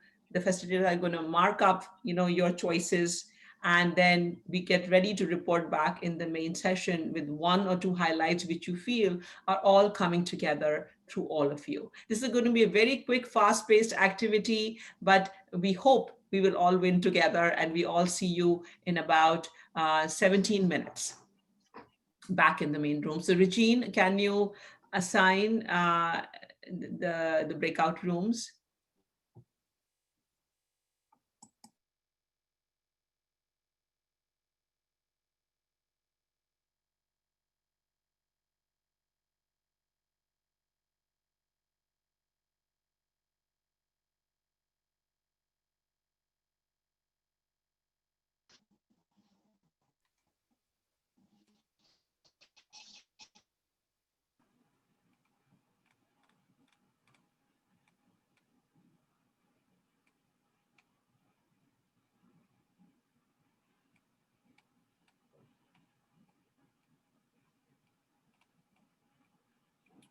Susan only have 3 people.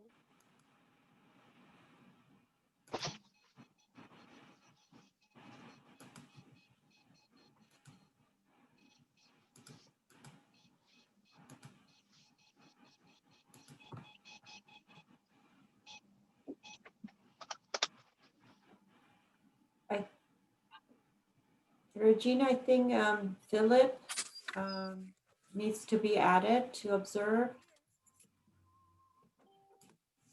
So who else needs to be added to our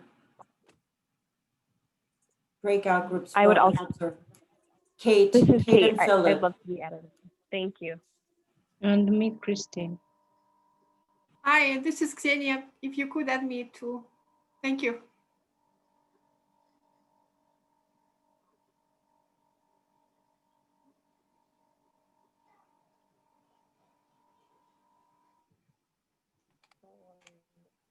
Christine, where are you? Ksenia and Kate, you did. Kate too, Regine. Kate?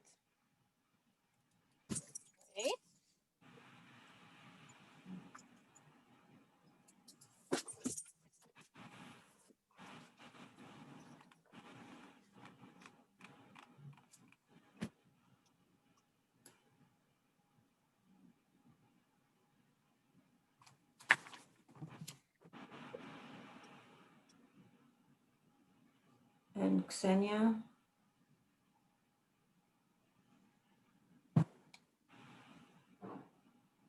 Sana is here. Yeah, Ksenia is here. If you could add me, please, to a group. Thank you.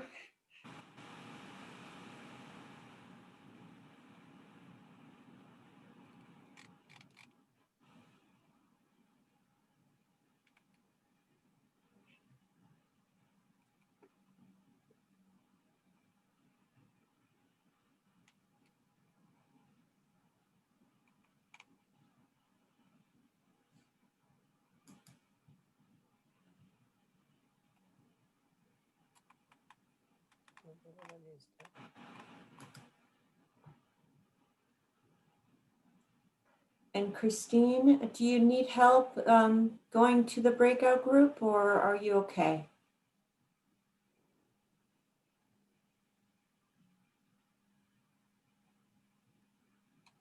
Okay, so, well, much more successful this time in people joining the breakout groups. They found their way there.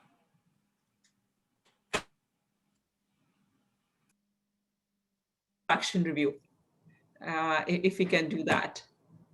So can we hear from Pilar's group of participants who would like to share what they took away from the conversation?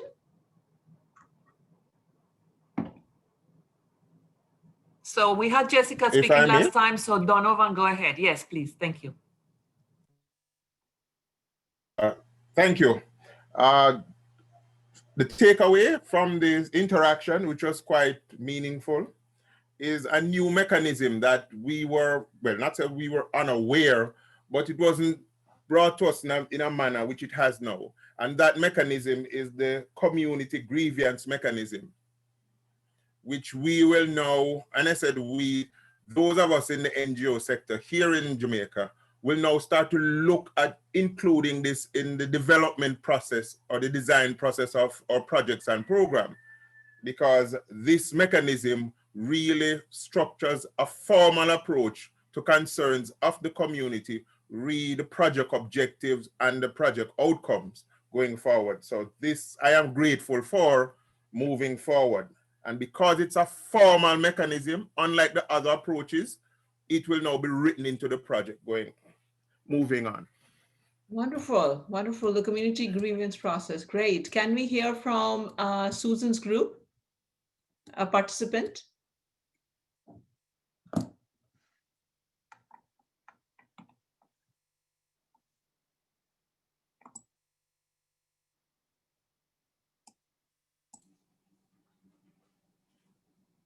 Sana or Christine or could speak.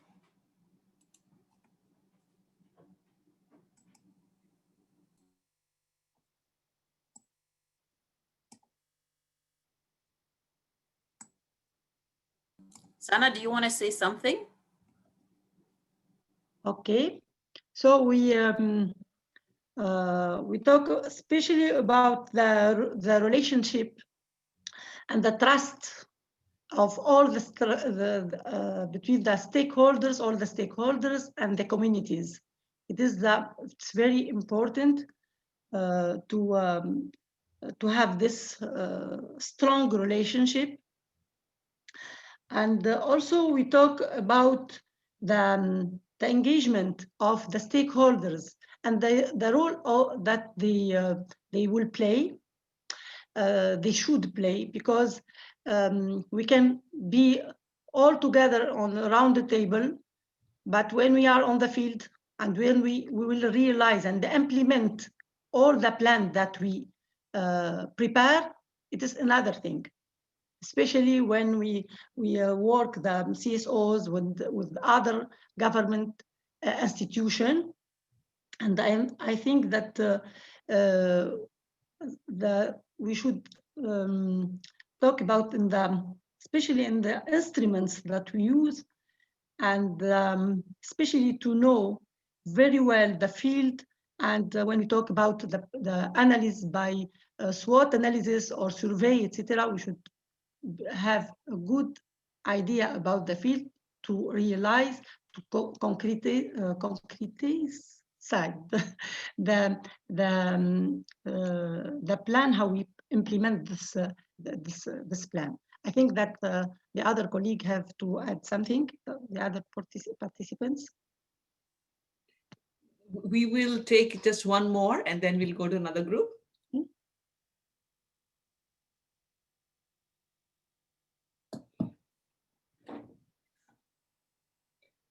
While we have you on screen, how was this whole process for you, Sana, on looking at lessons of experience and thinking about a quality checklist?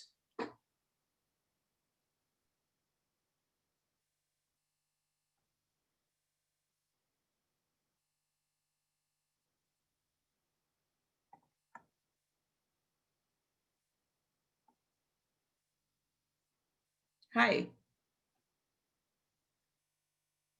You're on mute.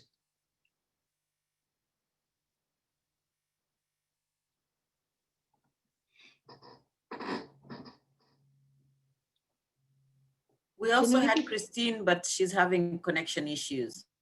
We can move on to another group and we can come back. We will come back for a little round. Can we go on to the next group, please? Is that group 2?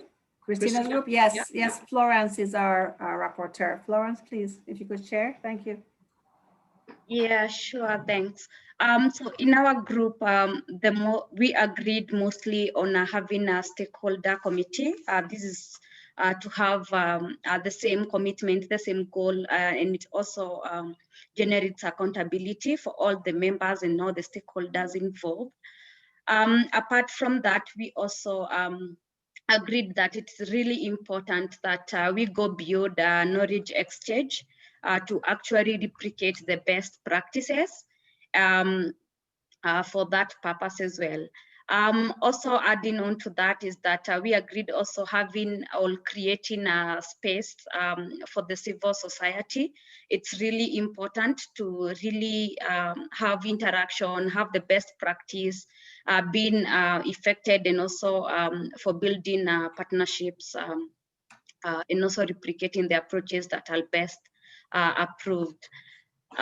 We also had an agreement on that in terms of project management, the engagement with really important stakeholders are key, and enabling, and it helps enable the environment for both the private government and all the other local community NGOs to help solve important decisions, which for that accelerates the decision-making process. I think those were really the important success experiences for our group.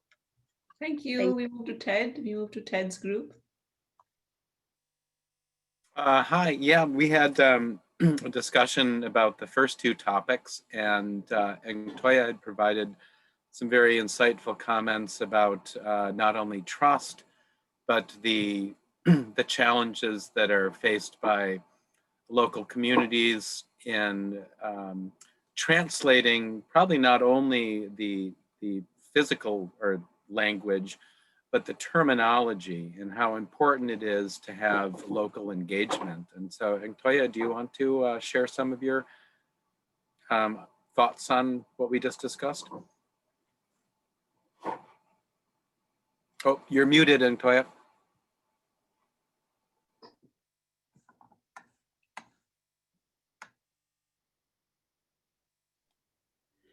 I thought we do a lot very good stakeholders engagement.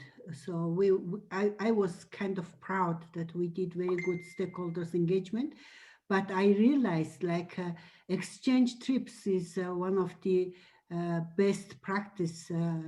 We have a lot of good feedback from local groups about our exchange trips. And I just realized that we designed it ourselves. So there was no participation, so we didn't involve exchange trip participants. We identified, we just asked what kind of new knowledge they would like to learn, and then otherwise we didn't engage. So my learning from this session was we need to bring them from the beginning. So starting designing of exchange trip, etc. So that was my reflection to today's talk. Thank you. Thank you. We are going to move on to the next last 10 minutes of this session. But before moving on, I just wanted to say that, you know, each one of our journeys to the breakout rooms has been different. So each one of us carries a different experience of it. We will look at, you know, how we streamline some of those sessions in a way that, you know, the reading material can be more easily accessed during the breakout session too. we had some issues there. But just to leave you with the thought that the idea here was that we curated the good practices from different stories that we got. And we were hoping that you all would get a chance to see which one of them resonates with you, and you can use it as a going forward as a quality checklist from those 20, 40 experiences, lessons of experience you have. Maybe choose 10 of them to make it your own quality checklist going forward for CSO engagement with communities. So that's your raw material, which you can make into a quality checklist. How do we come up with roadmaps? How do you think we've come up with this 5-step roadmap? It was taking huge number of lessons of experience and converting it into a roadmap and a quality checklist for anyone who's designing future knowledge exchanges. So this is your start of a quality checklist, a roadmap that you can mine into, look at all of them again and see which one of those 5 can I make as a part of a quality checklist going forward. Try it out. If it works for you, share it with the broader community. This is my quality checklist. You can also try using it with your engagement with communities. So that is the idea. We hope we've started a process for you to be able to use these lessons for your own quality checklist. So we will just wrap up this segment, and thank you so much for engaging on that. And then we just have the last 7-8 minutes to wrap up the workshop. So the next slide that we have, Yana, is our design journal. We want to share with you. Yeah, so Yana has put in there, thank you so much, our design journal. So as we had mentioned to you at the workshop, is basically has ingredients in it, activities in it in a certain sequence to be able to get us to the outcomes that we are hoping that our participants will have at the end of the journey. So we'll share with you what were the ingredients today in this workshop. We went through, we had presentations, we had some visualization, conversation pod, we had a group energizers, we did a little brainstorm on why exchange knowledge, why share knowledge, we had some storytelling, we used chat, we did some polling. So these were some of the ingredients which were there in today's workshop. Now the next slide is, we will share with you what we were thinking, hoping is the outcomes that you will take from today's workshop. We had designed for these outcomes. So we will share with you what we designed for. We designed for new knowledge, that you take away some increased understanding of a roadmap that you can use, new tools and methods. We hope, and this is also what we have taken away from participants who joined our workshops, and they took away improved consensus on terminology, on language they can use, which they can have a common understanding of things, and enhanced connectivity. Is also what we hope that you get from each other. In a virtual environment, that requires more time to generate enhanced connectivity, but we hope it's a beginning of connections amongst you all. If we can continue some activities after at this workshop, it's a beginning of it. Then we go to the next one. Yeah, we want to do a brief poll to see, what kind of follow-up activities would be useful for you and your peers, that you keep the peers in your mind, and as a follow-up to this workshop. So we'll do a quick poll, and then we do a closing circle, and we wrap up this workshop.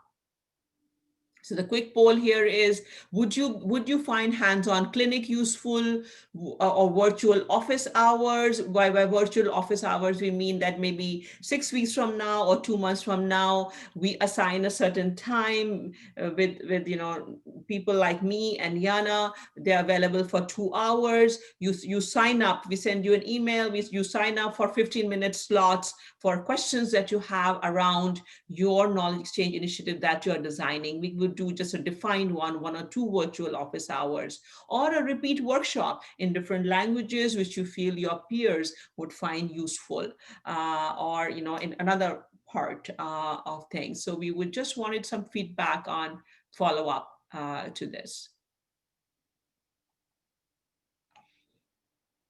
And hands-on clinics will basically be if you're designing a knowledge exchange and you have a little plan, you will send it to us ahead of time. And then we would have a group of you where you will be together, all working on your knowledge exchange initiative and on the template, the roadmap that we've given you, and you're filling it out. And there'll be certain topics which emerge from this workshop, for instance, or you send it to us and we do a hands-on clinic for those who are actually engaged in a knowledge exchange, designing and implementing a knowledge exchange. We answer your questions, we help you build it. So it's a beginning of your hands-on support for design and implementation of your own knowledge exchange.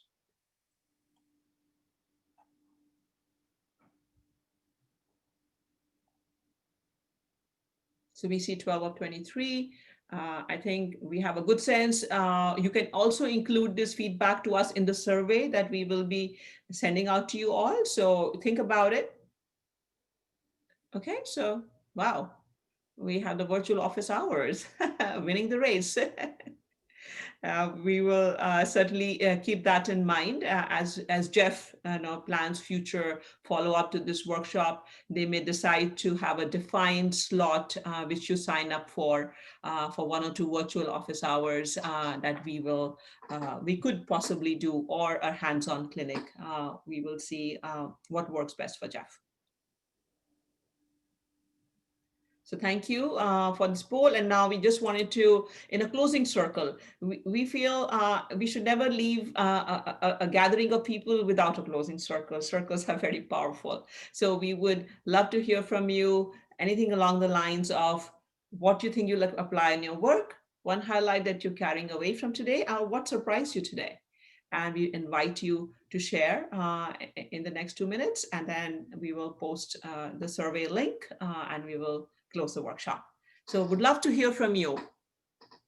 Anything surprised you today?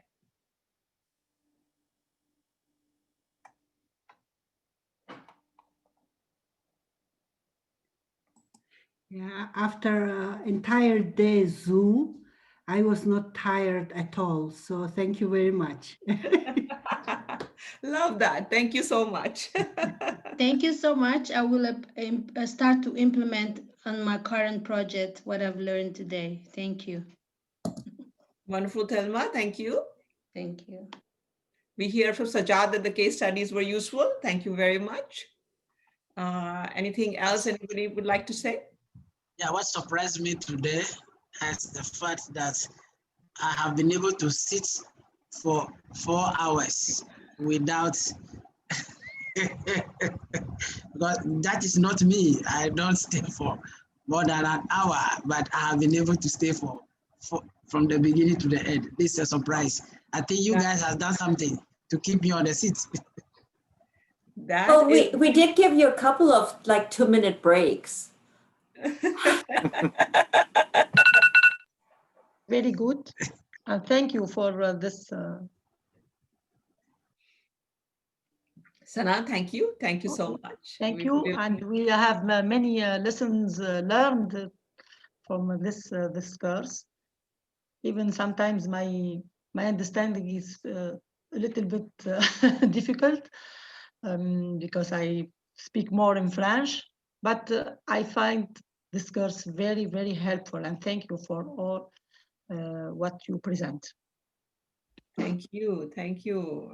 We really appreciate your feedback. We are here getting lots of feedback in chat too. Thank you for taking the time to provide us feedback. And the last thing that we would want to do is have the link to the survey. And then I want Pilar to be able to close the workshop. Pilar. No, thank you all. This has been also very, very enlightening for me. I've also been able to sit for 4 hours like Sam without getting up. So I am very excited and very happy about the outcome. I want to give a special thanks to Shobha and to Yana for their wonderful, facilitation skills and knowledge. But I also want to acknowledge the people at the GEF Secretariat who have worked very hard in this preparation, starting with Regina as our host. So thank you, Regine. Thank you, Christina, as well for working so hard in the preparation. Ted, Susan, and others, Ikuko as well. Thank you all. But most importantly, thank you to all the participants and for your active engagement. Like Shobha said, so now we're going to analyze the results of the poll that we just did. So you favor, I think, office hours, and secondly, the hands-on clinic. So we're going to analyze those two. I think we can do both, actually. And then we're also going to analyze the survey that we hope that you fill in for us. The link is here. Yana just sent it. So please, please, please go ahead and fill in the survey, because we want to improve, because we're going to do this also in English and in French and Spanish next year for French and Spanish audiences. So thank you all, and have a rest of the day or evening, a good one. Thank you. Thank you. Thank Bye. you. Thank you very much. Don't forget to copy the link to the survey, please. Bye-bye. Can I stop the recording now? Thank you.